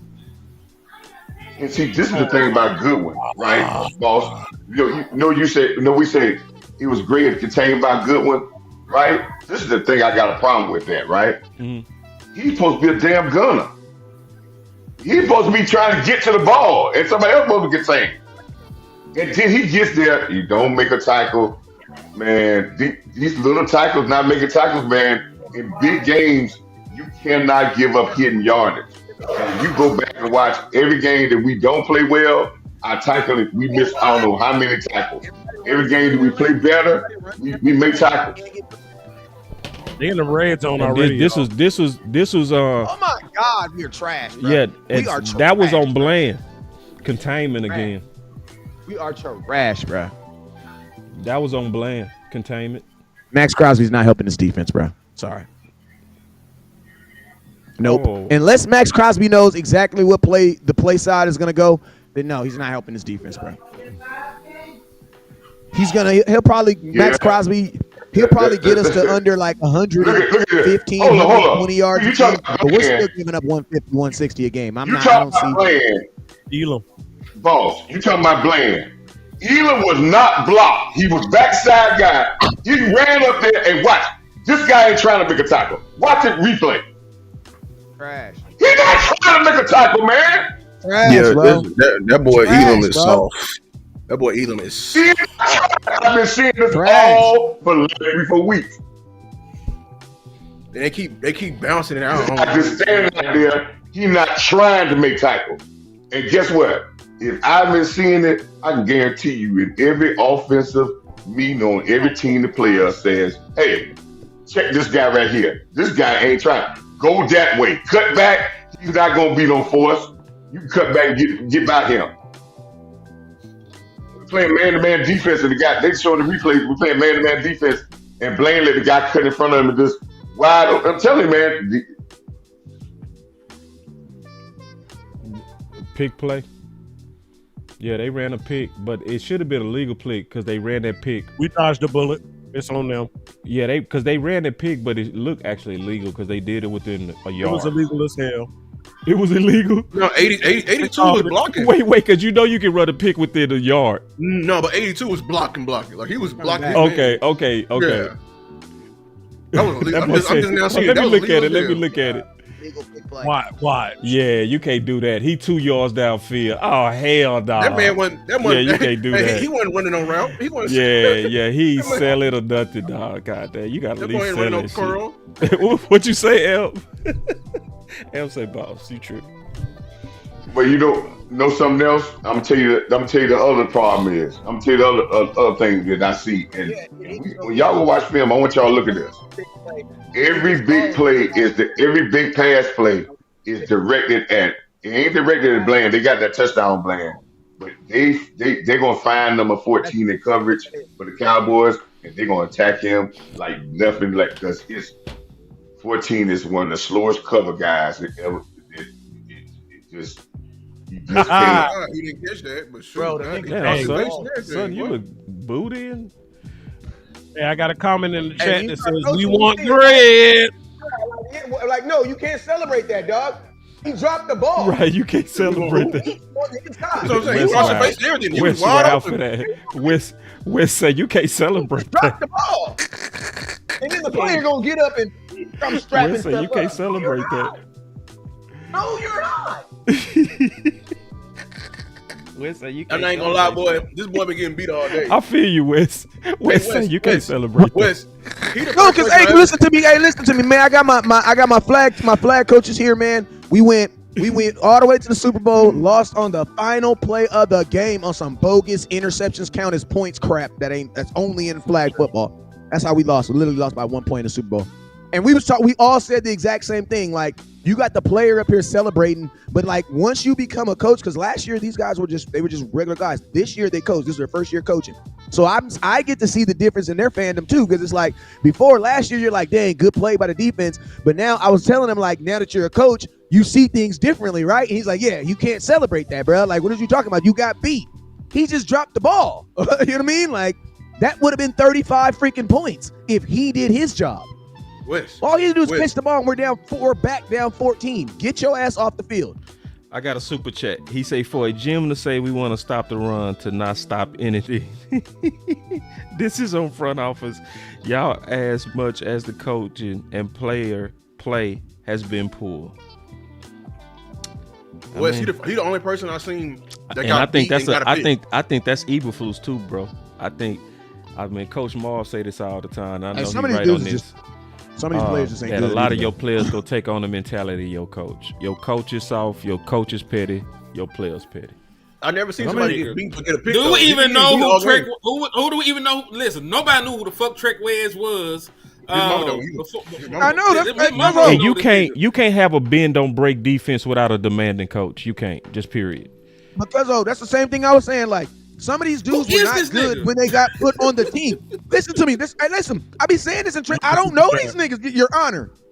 Your Honor, I'm sorry, but I do not know these dudes. You know what I'm saying? I don't know them. I can't snitch on them because I don't know. I ain't never seen these dudes before. So it's like even with Elam, it was a reclamation project. They did not want his ass in Buffalo. That's why he's here. And think about this. We took him. You're gonna be a starter for us, boy. And then think about this. That's why I say it's the Jerry Jones. Being the coach in Cowboys, it's just you're just damned. You're cursed, bro. Because first off, you want to blame the defensive coordinator because, bro, you see things messing up. But at the same time, you look at the ownership and you're like, bro, you gave someone who's not Jesus a bunch of dudes who all needed miracles. Like, it was going to take a miracle for this to work anyway, even just with the players. Even with a good defensive coordinator, hey, think about this. Even with a good defensive coordinator, you were still going to need guys to play better than they've never played before in the NFL. All in the same season. You took seven gambles, bro. Gamble. Solomon Thomas, gamble. Honestly, Sam Williams is a gamble. His ass didn't play last year. You know what the biggest gamble we had? Who? Pickens. Oh yeah, that's the actual one that worked. That wasn't. And think about this. That wasn't even a gamble because you knew what you were getting. Dumbass gamble. We gambled on his contract like some idiots. On the contract, yeah. He should have got traded. The moment we traded for him, you should have paid him when you got him. It should have had the headline: Cowboys trade for George Pickens, give him massive contract. Give him money and everything like that, but y'all has gambled on him too. So you lost that way too. Hey, Luke, you know what I love? I love when I hear fans saying, man, if I was the Cowboys, I would just sign Pickens too. I'm like, yeah, I'm pretty sure Jerry's saying that exact same thing. But the problem is, if I'm George Pickens, why would I sign right now? Why? You should sign him before he even touched the field. Why? Like, that's why I be telling fans, like, bro, like, you can literally see the IQ of fans by the little things that they say. Like, man, Jerry's tripping. He needs to sign Pickens. I'm like, yeah, I'm pretty sure he wants to sign Pickens. I'm pretty sure he does. But Pickens kind of leads the NFL in touchdowns right now. So there's a probably good chance that he's not want to sign. He want to run it up as he Clark should. Is already out? Yep, Clark is out. What the hell? Because I'm going to tell you somebody who's going to be in the market for a big wide receiver next year who's seen him 2 times a year, the New York Football Giants. Yeah. The New York Giants are going to overpay for a receiver next year. Like, they may do it this year. Because think about this. If you're the Giants and if you think you have neighbors, you think you better team. For sure. For sure. Cowboys, we ain't beat the Denver Broncos since 1995. I'm gonna be honest with you. My mom only had 2 kids. My mom had 2 kids back then. I think we were living in Fontana, California. Sure did. My mom used to have a little bob back in the day, little cut. Yeah, man. Oh my God. I'm an old play behind, I think.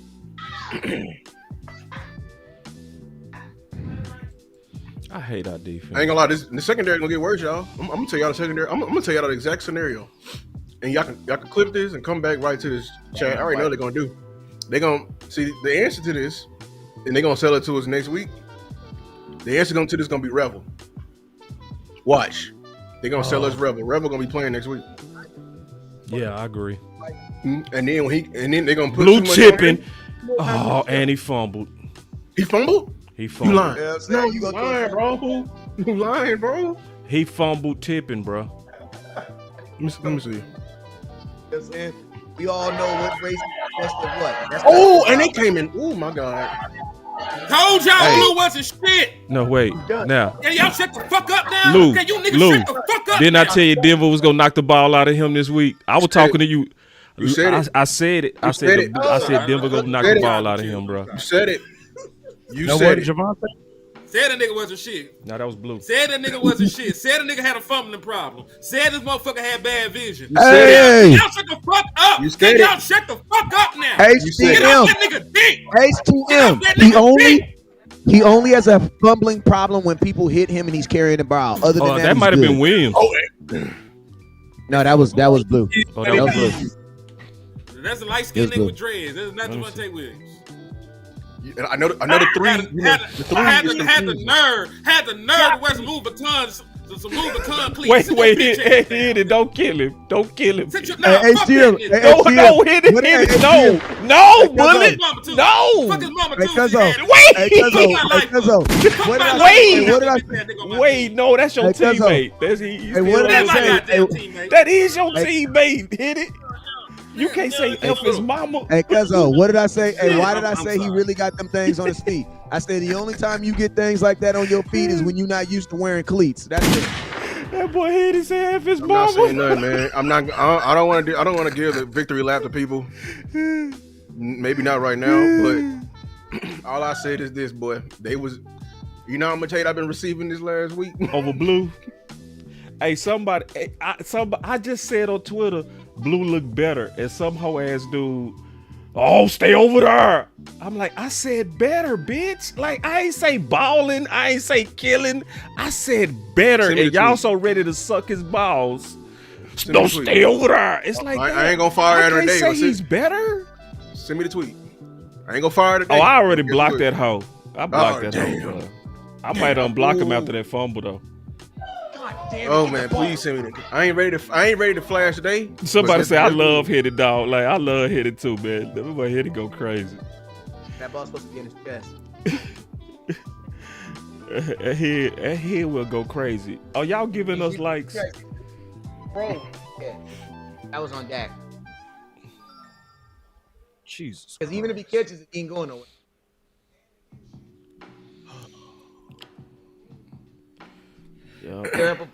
Now, Steven.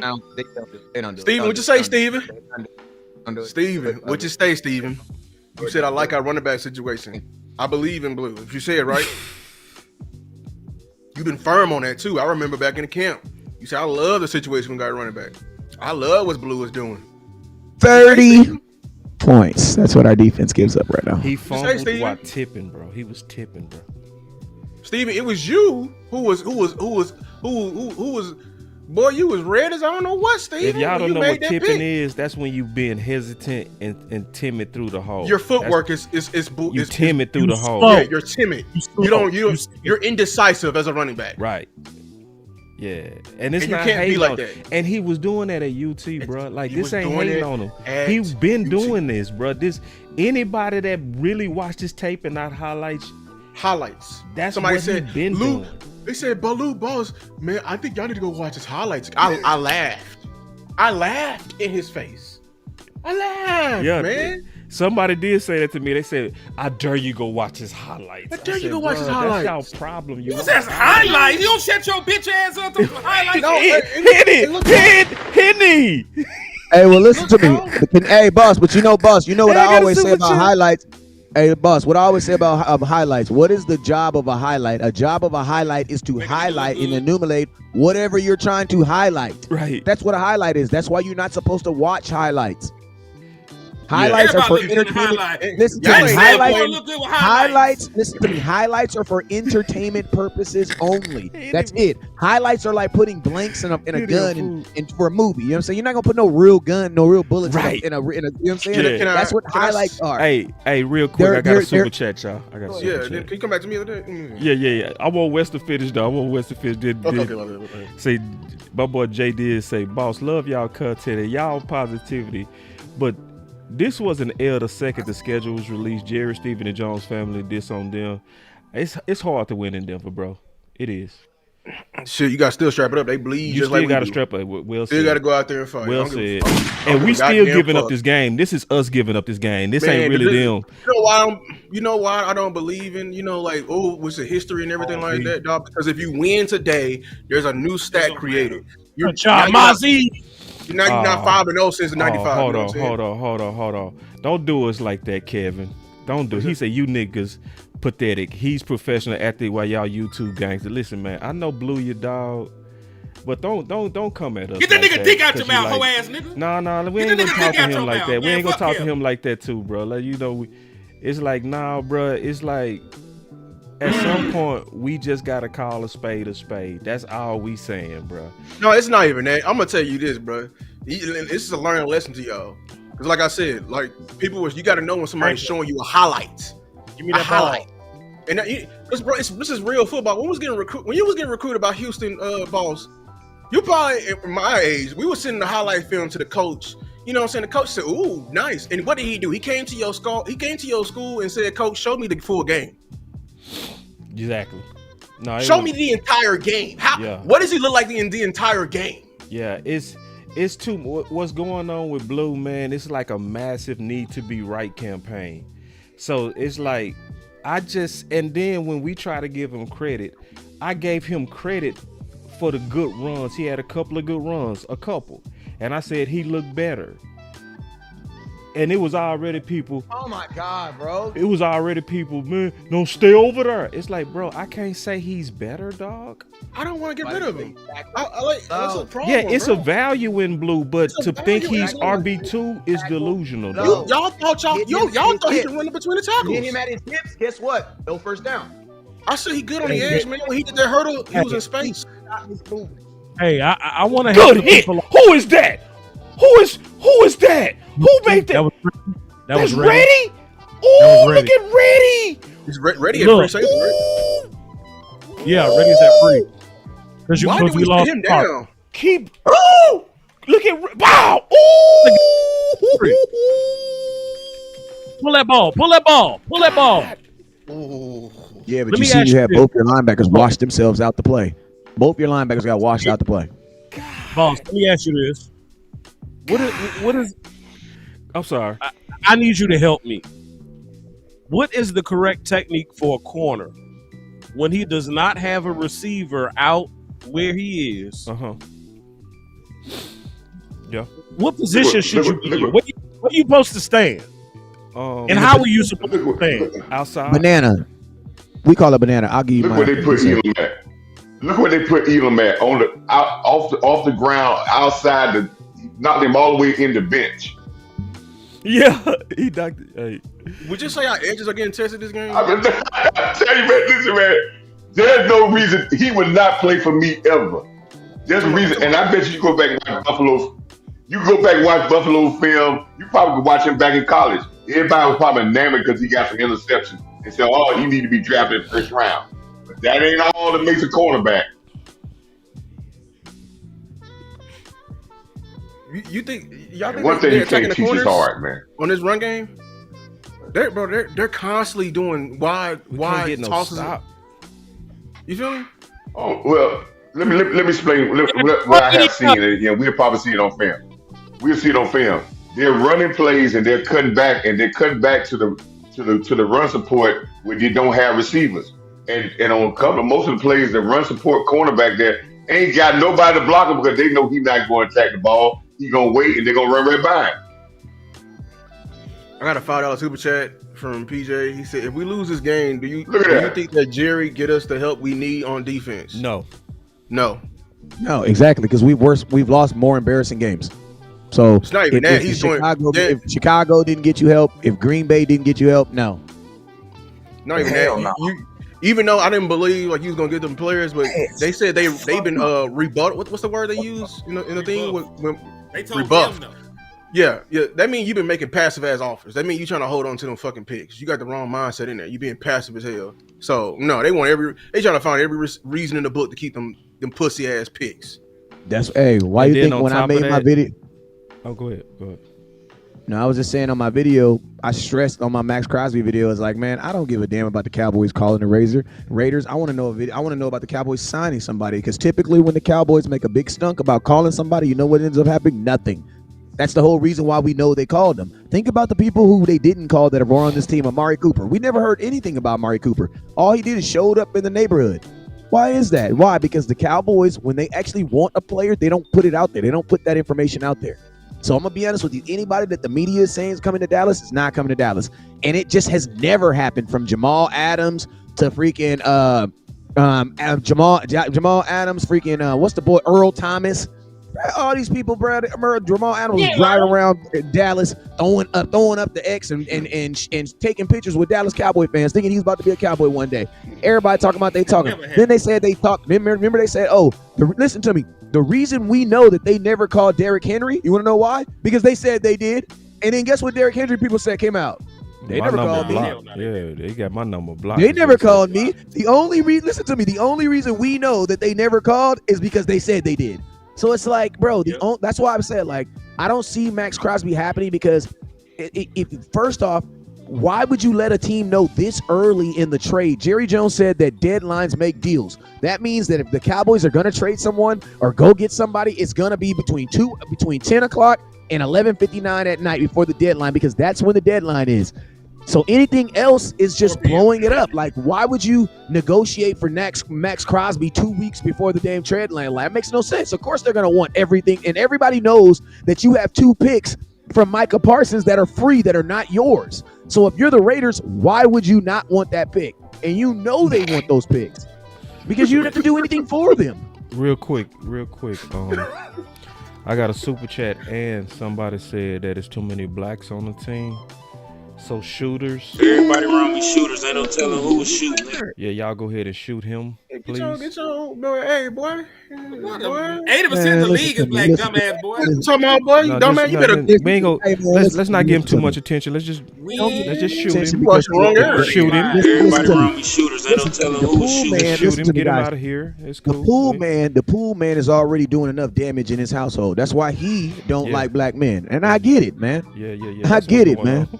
Your girl eyes tween up every time the pool man walk in. You don't know what it is. Is it the wave cap? I don't get it. I know it's his swag. You know what I'm saying? I know it is. You don't even got a pool, but he come through every week, making sure the pool clean, huh? They are attacking on my super chat. Denver currently has 720-plus yard plays.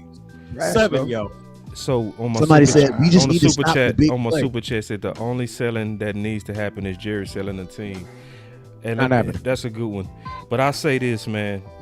I also looked at the defensive end market, to be all the way honest with you. Crosby and Micah would be the only people right now. And Myles Garrett.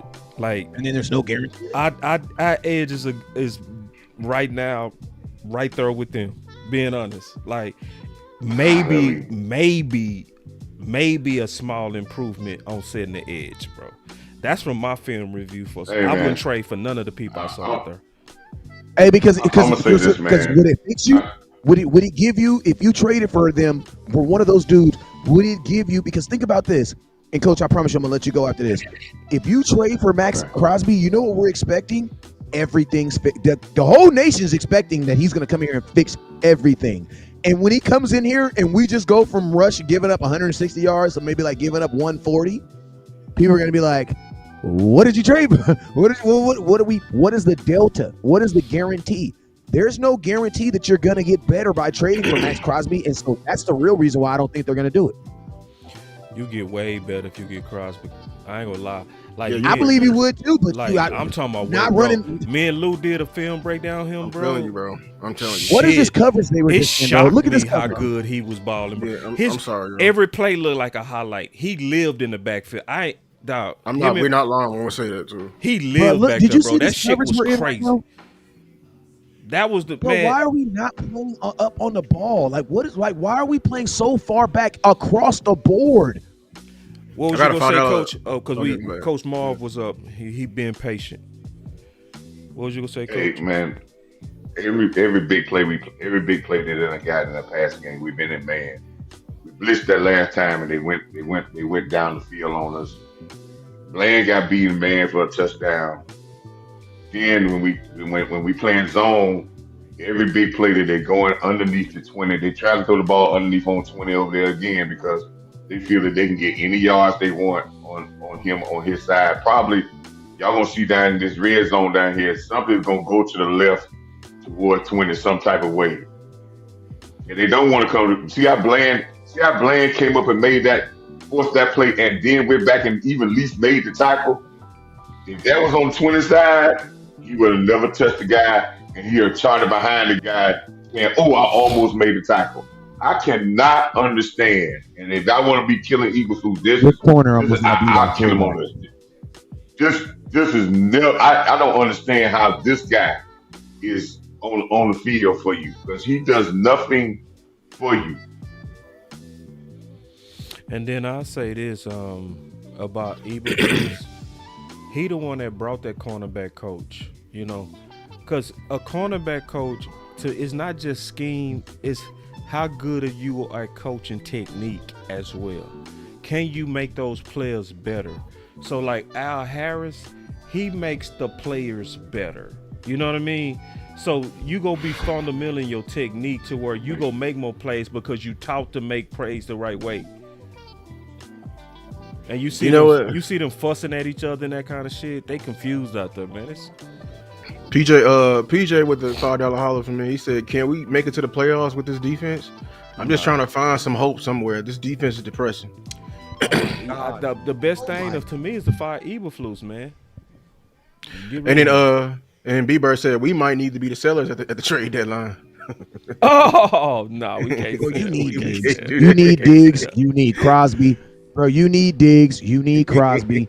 You need them all, bro. We need them all, bro. We need them all. You know, if they fire Eberflus and they just let Brian do the same thing he did with the offensive staff, I trust this team. The way he hired his positional coaching on the offensive side, I trust Brian to go find a D coordinator if he's given full autonomy. They finna put Revel out here. You right. It's Revel time. Oh yeah. They finna sell us on Revel next week. I'm gonna tell y'all, spoiler alert. You can't sell him on Revel. Don't be the Revel ain't same. gonna play to the Raiders game. He's not ready. Man to He's man. supposed to come back. He's supposed to come back the same Raiders. You got 2 more this, weeks after the bye. Unit, him and Morgan Overshawn are both. Who said that though? Come back. I see this, man. Did he say that? No, it was somebody reported shit that you expect. No, matter of fact, Steven said that Rebel timeline is about the same as Overshawn. He said about after the bye. Yeah, so he gave her approximate. They're gonna brush him. Watch, they're gonna rush him. Ain't no point to rush him. I say this, man. I say this, fellas, man. I hear y'all when we was talking so much about it. But there is times where now this game we play more zone, we might not be as bad off this game. They killing. They finding a guy that they can go on man with, and they're just every time we go man, they going at 25, and they can get on and they get on route. They ran a play just now just to run a double move on him on isolated because we went down the zone. We went man, and number 14, he's just not a good man coverage guy either. And listen, Matt Crosby is a great player. I always said Matt Crosby was a great player. Man, you think about it. I know y'all watching film, but hell, Matt Crosby had almost 100 tackles in a year at defensive end, which is crazy. That's crazy. I mean, that's crazy. Almost 100 tackles. And I brought this up too. Shit. And I'm not. This was no shoot at Michael Parsons, but he was playing more snaps than Michael Parsons because he was playing like 90-something% of the snaps. So Max Parsons got a motor that doesn't keep on going, but this defense got a lot of other problems. And whatever defense you run or whoever's there, if there's no buy-in, then there is going over. The defense is such a complex game where you got to depend on other guys to do that. But we brought up something earlier. Just get more physical. And one thing about that is you got certain players out there. There is no technique with Elam, man. Elam is not a pro football cornerback because you can't teach hard. And I don't see hard from him. And you probably went back to the Buffalo film. That's why they got rid of him. They didn't listen. When you get rid of first round draft pick in year 2 or 3, and if he got some coverage problems, we can work with him. They got rid of him because they knew he didn't have enough heart to be a cornerback. They didn't get rid of him because they could bring a coach in and say we can try to fix him. They got rid of him because you can't fix heart. You can't fix that. That ain't gonna be fixed. Ain't nobody gonna yell at you to make you go out there and put your sticky nose in there. So that's a problem right there. And Bridges, hey man, I go with that with a young guy. He's making mistakes. Hey man, listen, the guy's working, man, and everybody makes mistakes. And he's gonna make it. Let's see if he can get better. So, but I have no tolerance for veterans. Pickens just beat him, man. That shit pissing me off, man. That nigga clearly isolated, man. And Pickens bit the fuck out of him off the line, bro. That would have been touchdown.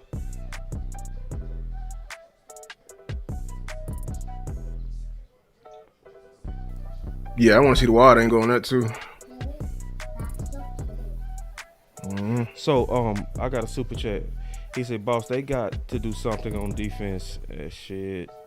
I mean, I looked at the market, bro. I'm being honest, bro. If I saw some defensive ends that was just gonna come in here and like, I ain't see it. I'm being all the way honest. All them teams are selling, bro. There's a reason. There's a reason why they bad. Like I'm not touching anybody on the Dolphins team. I'm being honest with you. I ain't touching nobody. I'm not even touching A-Chain. A-Chain's playing good. I ain't touching A-Chain either. I ain't touching A-Chain. Nope. I'm not touching anybody on that Dolphins team. They're bad. Super chat. He said, "We would be lucky if we win 4 to 5 wins, which we could bring more positive. But it's truth with this defense, Jerry. You happy? Yeah. I mean, you know, we needed Micah, man. Period.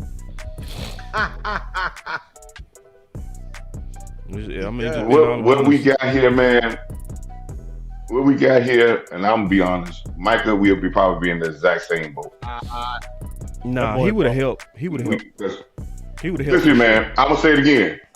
Green Bay threw 28 play out of the 31 completions behind the line of scrimmage 6 yards. That you ain't gonna get no. I'm telling you, if we can't tackle, man, pass rush ain't gonna help you if tackling is your problem. No, I'm with you. I'm just saying he would have helped. I know what you're saying schematically. I see what you're saying schematically. It's a big problem, man. I'm just saying he would have helped in terms of having to focus on him and stuff like that. He would have caused more one-on-ones. What a catch. Just schematically and just having to deal with him. What a catch. Not even just pass rush, yeah. Oh. Yeah. See, Pickens is a fighter, boy. We over here down 30. He's still trying to. If you need that Pickens jersey. Boy, you got it. You lying. Hey, I got it in white too. I got another super chat. He say, "Let's see if Jerry ducks to meet again, boss and crew." Yeah, he go Dodge, bro. Yeah, they go Dodge. You know he go Dodge. Who gonna Dodge? Jerry. There we go. Oh yeah. I ain't trying to hear nobody, man. I mean, I did my piece, man. I think Guyton played a better second half. I like to see from the young brother that he got and he made some mistakes, but I think he got a little bit more physical with the guy in the second half. I'm gonna have to look at the tape, but I've been watching him a little bit, and once he started getting physical with the guy, he's getting better with in the second half with handling this type stuff. But hey, I think we're gonna get on the D-line and linebackers on this game, but I think I see him improving a whole lot though. Forcing that shit. God damn. Boy, that's your fault. That sounds like an interception. Y'all ever notice the fact that CD is oftentimes on the right side of the formation? And Dak is always late looking to the left side to see who's open. Oh, my God. Neither one of them was open on that. And he's still going. Good job, Lukey. He haven't got a fumble. Shut up, Romo. He shouldn't throw this. Shut up, Romo. I've been hearing people complain about Romo. Last motherfucker that should ever say some shit like that. Shouldn't throw this.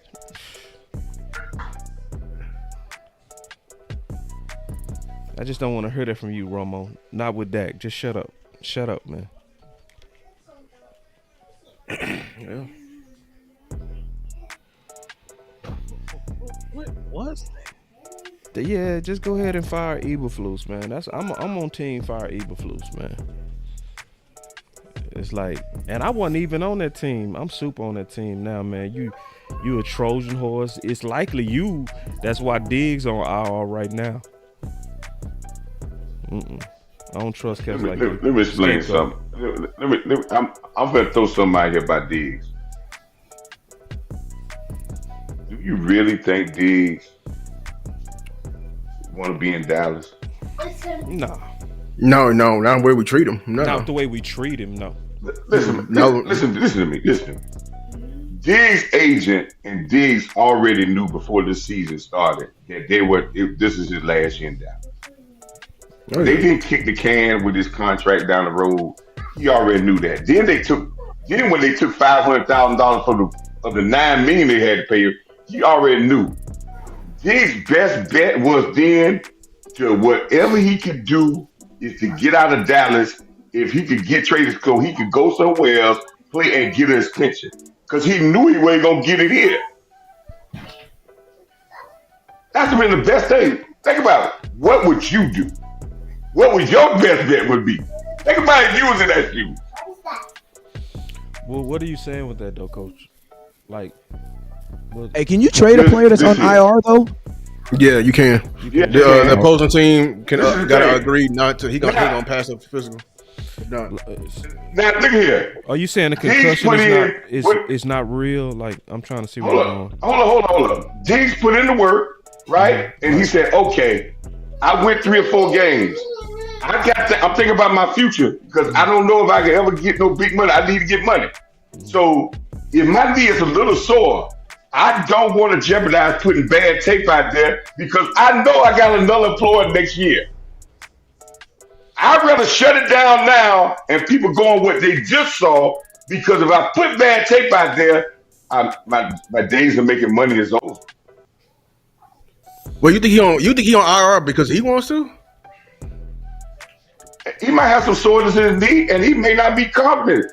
Listen, man, he want out, but he ain't gonna tell it. Listen, man, he'd rather get out of. The best bet for him is if they were to trade him, he would be able to get out there and say, let me play someplace else and try to get this money to go on someplace else. Because remember this, people, this surgery he had is one of those that they don't have a lot of studies on. Okay, so he wants to get a contract before it get exposed if it's not going to be a long-term thing. Well, I mean, you can say that, but there's evidence that I don't believe the Cowboys or the front office wanted him out there to begin with this entire season. They had if you think he didn't want to play these last, I don't think the Joneses ever wanted Diggs out there. Listen, he had no choice. Listen, this fellas got no choice to try to get back on the field. He got $9 million left of money of the rest of his guaranteed money. That don't mean he gonna get nothing else nowhere else. He had to get out there. All this stuff I told y'all this a long time ago. All those videos wasn't for the Cowboy fans to say I'm ready to play for Dallas. It was for his next damn employer. Yeah, but I mean, all right. So I'm still trying to connect the theory. So the theory is that he faked his concussion. Like, what are you saying? I don't think he's faking a concussion, but he's not gonna go out there if he ain't right. He ain't going out there right now if he ain't right at all. But he got a little soreness in his knee. He's not going out there. He been going out there with soreness in his knee. He got enough tape now. He got enough tape now to say my next employer gonna give me a chance to get money. They shut him down, though, Coach. They shut him down. That's what I'm saying. He didn't shut nothing. They shut him down.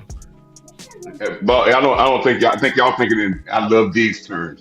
No, I'm not. Let's think about it in Diggs terms, man. Let's think about it in Diggs terms. Let's think about this. You know that you're not gonna sign here. They already done told you that's it. So are you worried about your future money, or you worried about playing now? Now you worried about your future, but you want to put some good tape out there, and it's the tape ain't where he got leverage going out into free agency.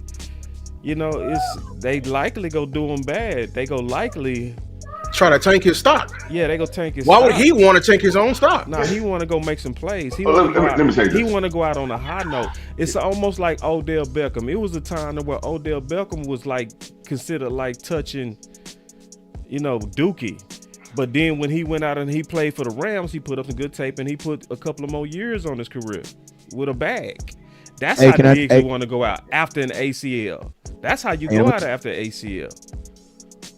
and this is something that this randomly just came into my mind too. Sean Payton was the coach that was available when the Cowboys were in need of a coach. That's just something else, you know what I'm saying? Like, since Sean Payton's been here, we've had two different head coaches since then. Like, a lot of this stuff goes down to, like, you know what I'm saying? Like, Cowboys, you have a team like Denver who was in absolute rebuild mode. But when they got an established coach, you know what I'm saying, who knew what he was doing, it took them 2 years, but now they're back to where they feel they should be. Cowboys, man, you took an experienced team and put him with a non-experienced coach. His first time ever coaching. Then you had Mike McCarthy, who was first time coaching coming back. He was coming back from retirement. Remember, Mike McCarthy was out of coaching before we got him. He was out of coaching for a year.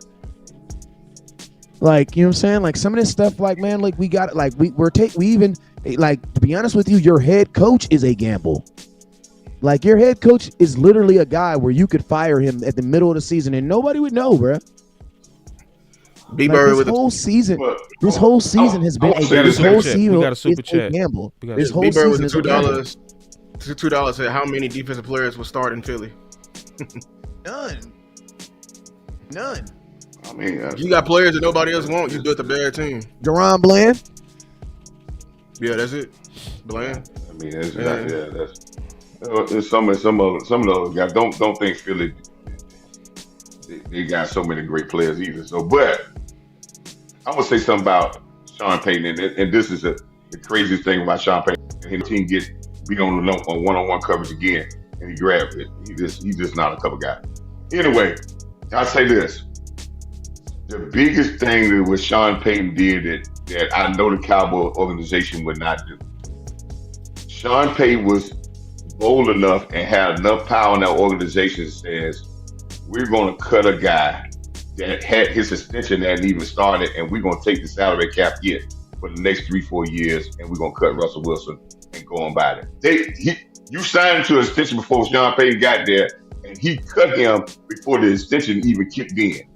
That is a bold move because it was a big hit salary cap wise. What he said then is what he told his organization then was, give me draft picks. I know we ain't going to be able to go out and get nobody free agent, but I'm going to build this team because I'm going to develop guys and we're going to play guys and we're going to get guys ready because we ain't going to have money to go out and get these people because we're going to cut a quarterback that's going to cost us about $25 million per year on the salary cap. And he's not even here. Bro, he better not call passing. I mean, I didn't like how he did that, though. I got a super chat real quick. He said the DB coaches can go too. These balls are petrified to play man coverage. Yeah, I'm seeing a lot of bad coverage out there. It definitely look like coaching. That's why I said if I'm a DB coach, I would love Eberflus with all that zone because you don't got to coach technique. Put the flag on. And offset. Oh no, he declined it. So we had two different pass interference. The guy was out there blocking the cornerback. And then he turned around like he's got been blocking and he turned around like he looking for a pass. That's on them. Yeah, I just feel like this is what happens.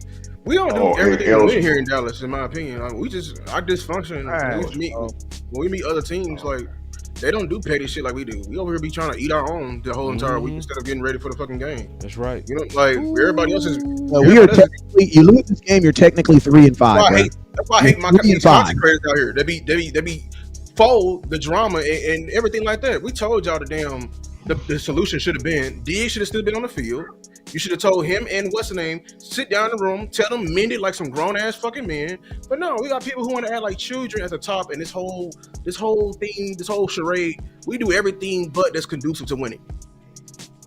And my dumb ass got RJ Harvey on the bench. Bro, you have a linebacker on. Oh my God, 12 is scoring. 12 is scoring. 12 is scoring. I told you. Listen, I knew 12 was scoring from the hike. From the hike. And going back to the draft, per the article on CBS, and I'm not getting on him, but Will McClay said he was beating on the desk for weeks before, saying he was for Jadon Blue. Yep. And mind you, a Harvey was there. Yeah. A Harvey was there. Well, you got West Coast. Scoring. West Coast. Bro, you had They had Houston that many rivals. lined Hold up as a Listen. cornerback. Know why? Because you playing man coverage, and they ain't you can't put no because they have enough receivers. All your defensive backs are already locked up with somebody, so you had to play him on the running back. Everybody was locked in the man. That what kills a man. That what man kills you at. It's not about the other guys who can cover. It's about can everybody cover a man. Everybody cover. You know what I'm saying? They put out 4 receivers. That's why. Yeah. Hey, Coach, that's how you get stuck out there. You get stuck out there. Yeah. What you do to this is, it's 2 ways you can handle this. When they spread you out like that, and you get out there, you can check out of that man and go zone because you can feel that's about to happen. But there ain't no way else you can do it because everybody else is locked in. And now you and they do that. They knew you're gonna get. That's why I say, man is great. It is. It's aggressive. But if you everybody that can play man, eventually people gonna find your weak links and they gonna kill it. It depends on the package too. So that was a packaging problem. You always got a personnel man on the defensive side that's supposed to see the package coming in, and then you match it with your package. So sometimes you'll get caught in the wrong package. Yeah, he shouldn't have been on the field. Well, so that's where you have linebacker. We had one linebacker on the field. I mean, you got 2 others. They had one running back. 2. You had linebacker and you had 4 receivers and a running back. Yeah, they went 5 wide. Oh, that's package. That's package. That's package. That's a package. You gotta have a dime. You counter that with a dime. Or a big dime. We may not have enough DBs though, boss. We maybe got we got one linebacker. Hey, you know what you could also do? You know, everybody might disagree, but you know what you could also do? Call a timeout. Yep. What did you talk about? We're about to give up 7 points. Yeah. When the package off, you do that. Call a timeout. Yeah. That's a moment. That is a moment right there. Timeout. Why? Because they're about to score. We do not have enough on the field for that right now. We mailing it in though, man. Them boys don't care, bro. Yeah, they trying to get that bit. They trying to get it. Bro, you cannot tank with the number 1 offense in football. You listen to me. The number 1 offense in football should at least make the conference finals, bro. You're not guaranteed a Super Bowl. Don't get me wrong, but the number 1 in offense in football should at least go to the conference finals, bro. You score more points than everybody. Think about this: in a game where you have to score more points, you score more points than everybody. So how are you not one of the better teams? Romo look happy. But you guys understand what I'm saying? How can you be the number 1 scoring team in football? Bro, you play a game where you only win if you score more points than the other team. So what you do is you pay Michael Parsons. That's the first thing you do. You get a 1 tech in here. You trade for Kenny Clark. You send him a 3rd or whatever they want, and you could have had both. And you're 3-5. You never start the season with Sanborn. Blue still tipping. See, they think we hating and he tipping, bro. Ain't nobody hating. He's tipping, nigga. Fucking, I know what tipping look like. Jack's out the game, bro. Hey, man. Post-game report. Let's go. Post-game report. What is you talking about, bro? Jack is not in the game. Post-game report. Post-game report. Hey, hold on. We can get 7 minutes of blue. Yeah, I want to see blue, bro. I want to see 7 minutes of blue. Because I already told you, I'm already done, you know. Post-game report. Like to act like we hating on them. Like, y'all don't see this tipping, dog? Fuck, man. You don't know what tipping look like? Shit, I know what tipping look like. Post-game. Done. We finna let's let the evidence play so we can stop this. Bro, 1 week you're on top. The next week you're losing by 30. How does that work? Because you know why?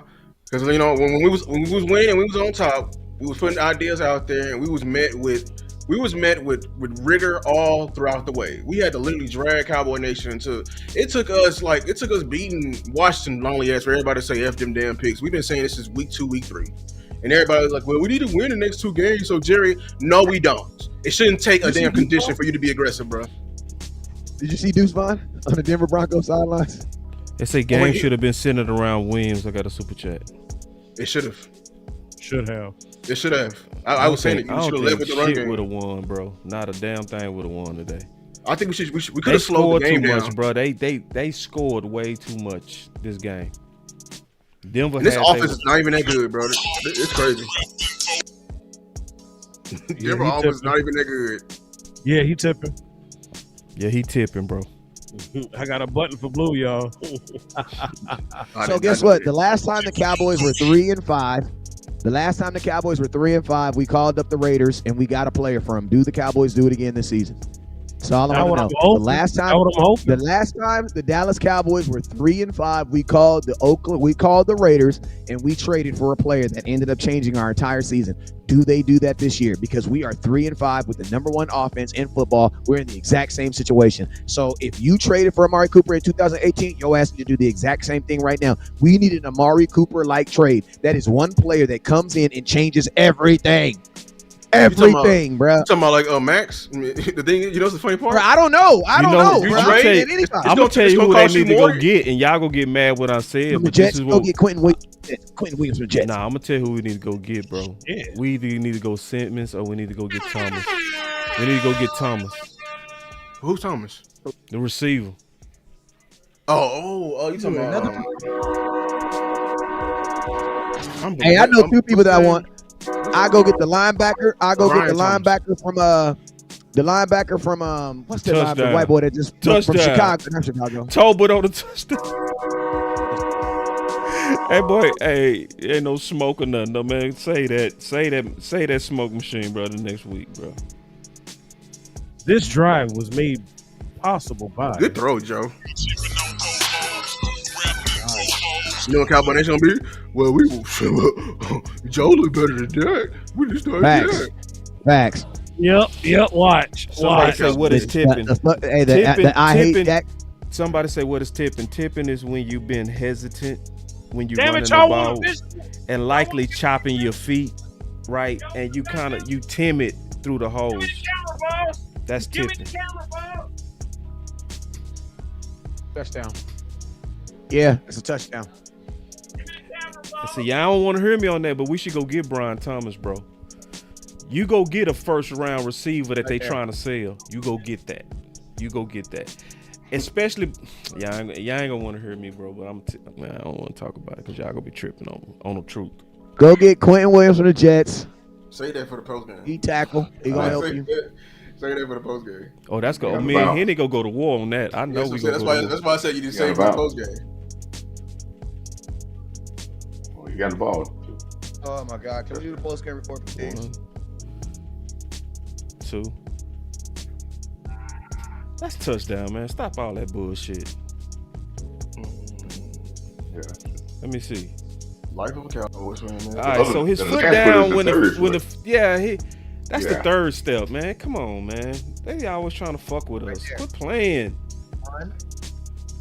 Should have been doing that to Moss all game. I agree. And this is the thing. He was lined up on Pickens a lot, man. It goes heel, boom, right there, heel, right there. I know he got 9 drops. Listen, y'all. I know y'all talking about his 9 drops. Your heel Thomas is way more than 9 drops, y'all. I'm not gonna trip over no bad year. Let's also talk about 1,400 yards with an average ass quarterback as a rookie. Y'all, I'm telling y'all right now. And you put him with Dak as the number 3?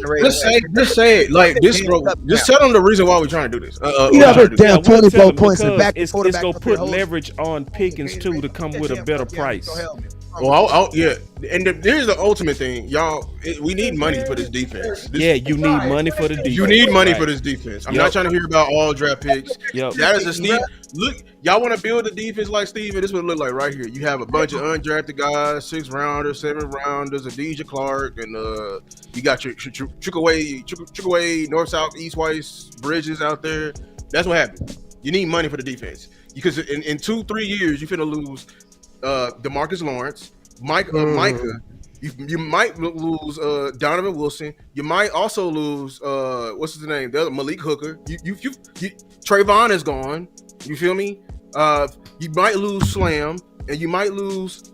I think that's it. I just counted like 6 or 7 people you lost in the three-year span of like solid rotational guys and vets. And you're gonna replace that and have a team full of young guys on that defense? You look at your defenses. Your defense in the NFL is built through the draft. Your offense is built through free agency. No, I mean, they draft both ways. And most of the.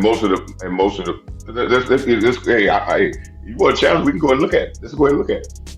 No, that's not. That's I don't say things about it, and I don't say things about I don't know. We can go ahead and look at that if we want to look at it. They're not built through. That's why you see your better play.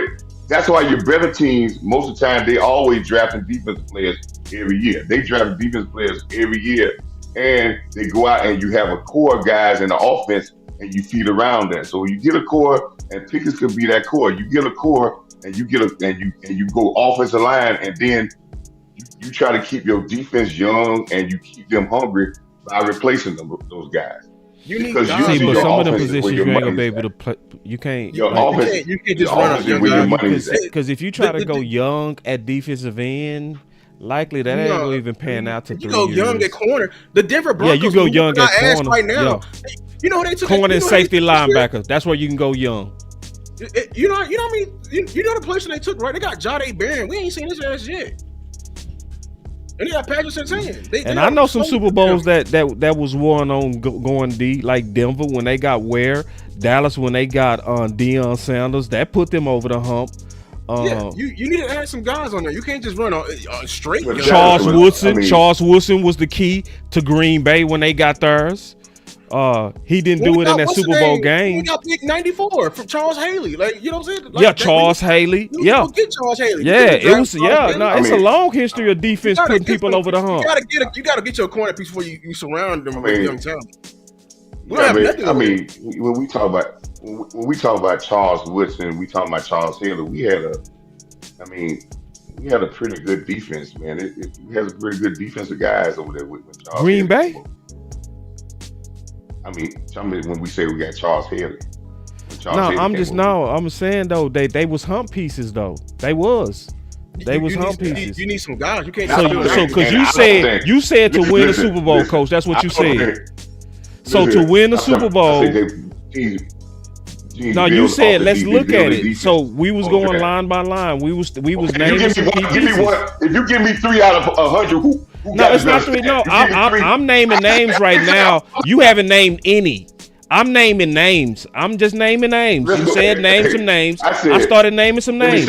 So where was one? Let me say this again. And I didn't say this. Let me tell you exactly what I said again. I said you build a Super Bowl. The team build with draft picks, build their defense with draft picks. I ain't talking about building a whole defense. I ain't say that. We need some key pieces. That's what I said. Yeah, but I ain't talking about building like we ain't building to friends. We need some key pieces on D. You can draft a lot, but you need key pieces on that D. Listen to me. This defense more holes than just a key pieces. No, you gonna have to still draft mostly D. Yes, you have to draft mostly D. But what I'm saying is, if you go after Thomas, this is what Lou and I are saying. If you get Thomas, then you still got a really good number 2. A really that's also gonna get better because of Dak. You gonna be able to save way more money to be able to then get that splash player on D, and you can still draft D. Hold on. Why y'all talking about saving money when they got money right now? Ain't spent the shit. Why are we talking about saving? They got $30 million right now. Ain't did shit. They always. We're not in free agency yet, man. Like we're not in free agency yet. They have money in free agency. They have money in free agency. They did, but I'm just saying. Listen, because see, what you want to do is pay Pickens. Now we ain't gonna have shit. Because I saw your plan of what you want to. He's still tipping. We have the money, boss. We have the money. I don't want to hear this shit. I think we should definitely we should lowball Pickens, and I think he should take it. It would be smart for him to take the lowball offer. This is me, because we can offer him a lot more than what everybody else. He can make all the money he get with another team, and that team won't be. He won't offer us what he can get. Like we can offer him a whole bunch, but the point is this: we cannot go in there and saying we go in there with two $30 million, just like high $30 million receivers. We won't be able to fill out nothing else on this roster. We'll be the Cincinnati Bengals. The Cincinnati Bengals over there lying to their damn self. They dumb as hell for not trading Henderson right now. They're not going to sign him next season. They were doing the first thing in history. They almost didn't sign a first round pick. They almost didn't sign a first round pick. They almost didn't sign a first round pick. Did they pay their running back? Did they pay both their wide receivers? Did they pay their tight end, their quarterback, their tackle? Okay, Henny, would you trade for Thomas right now?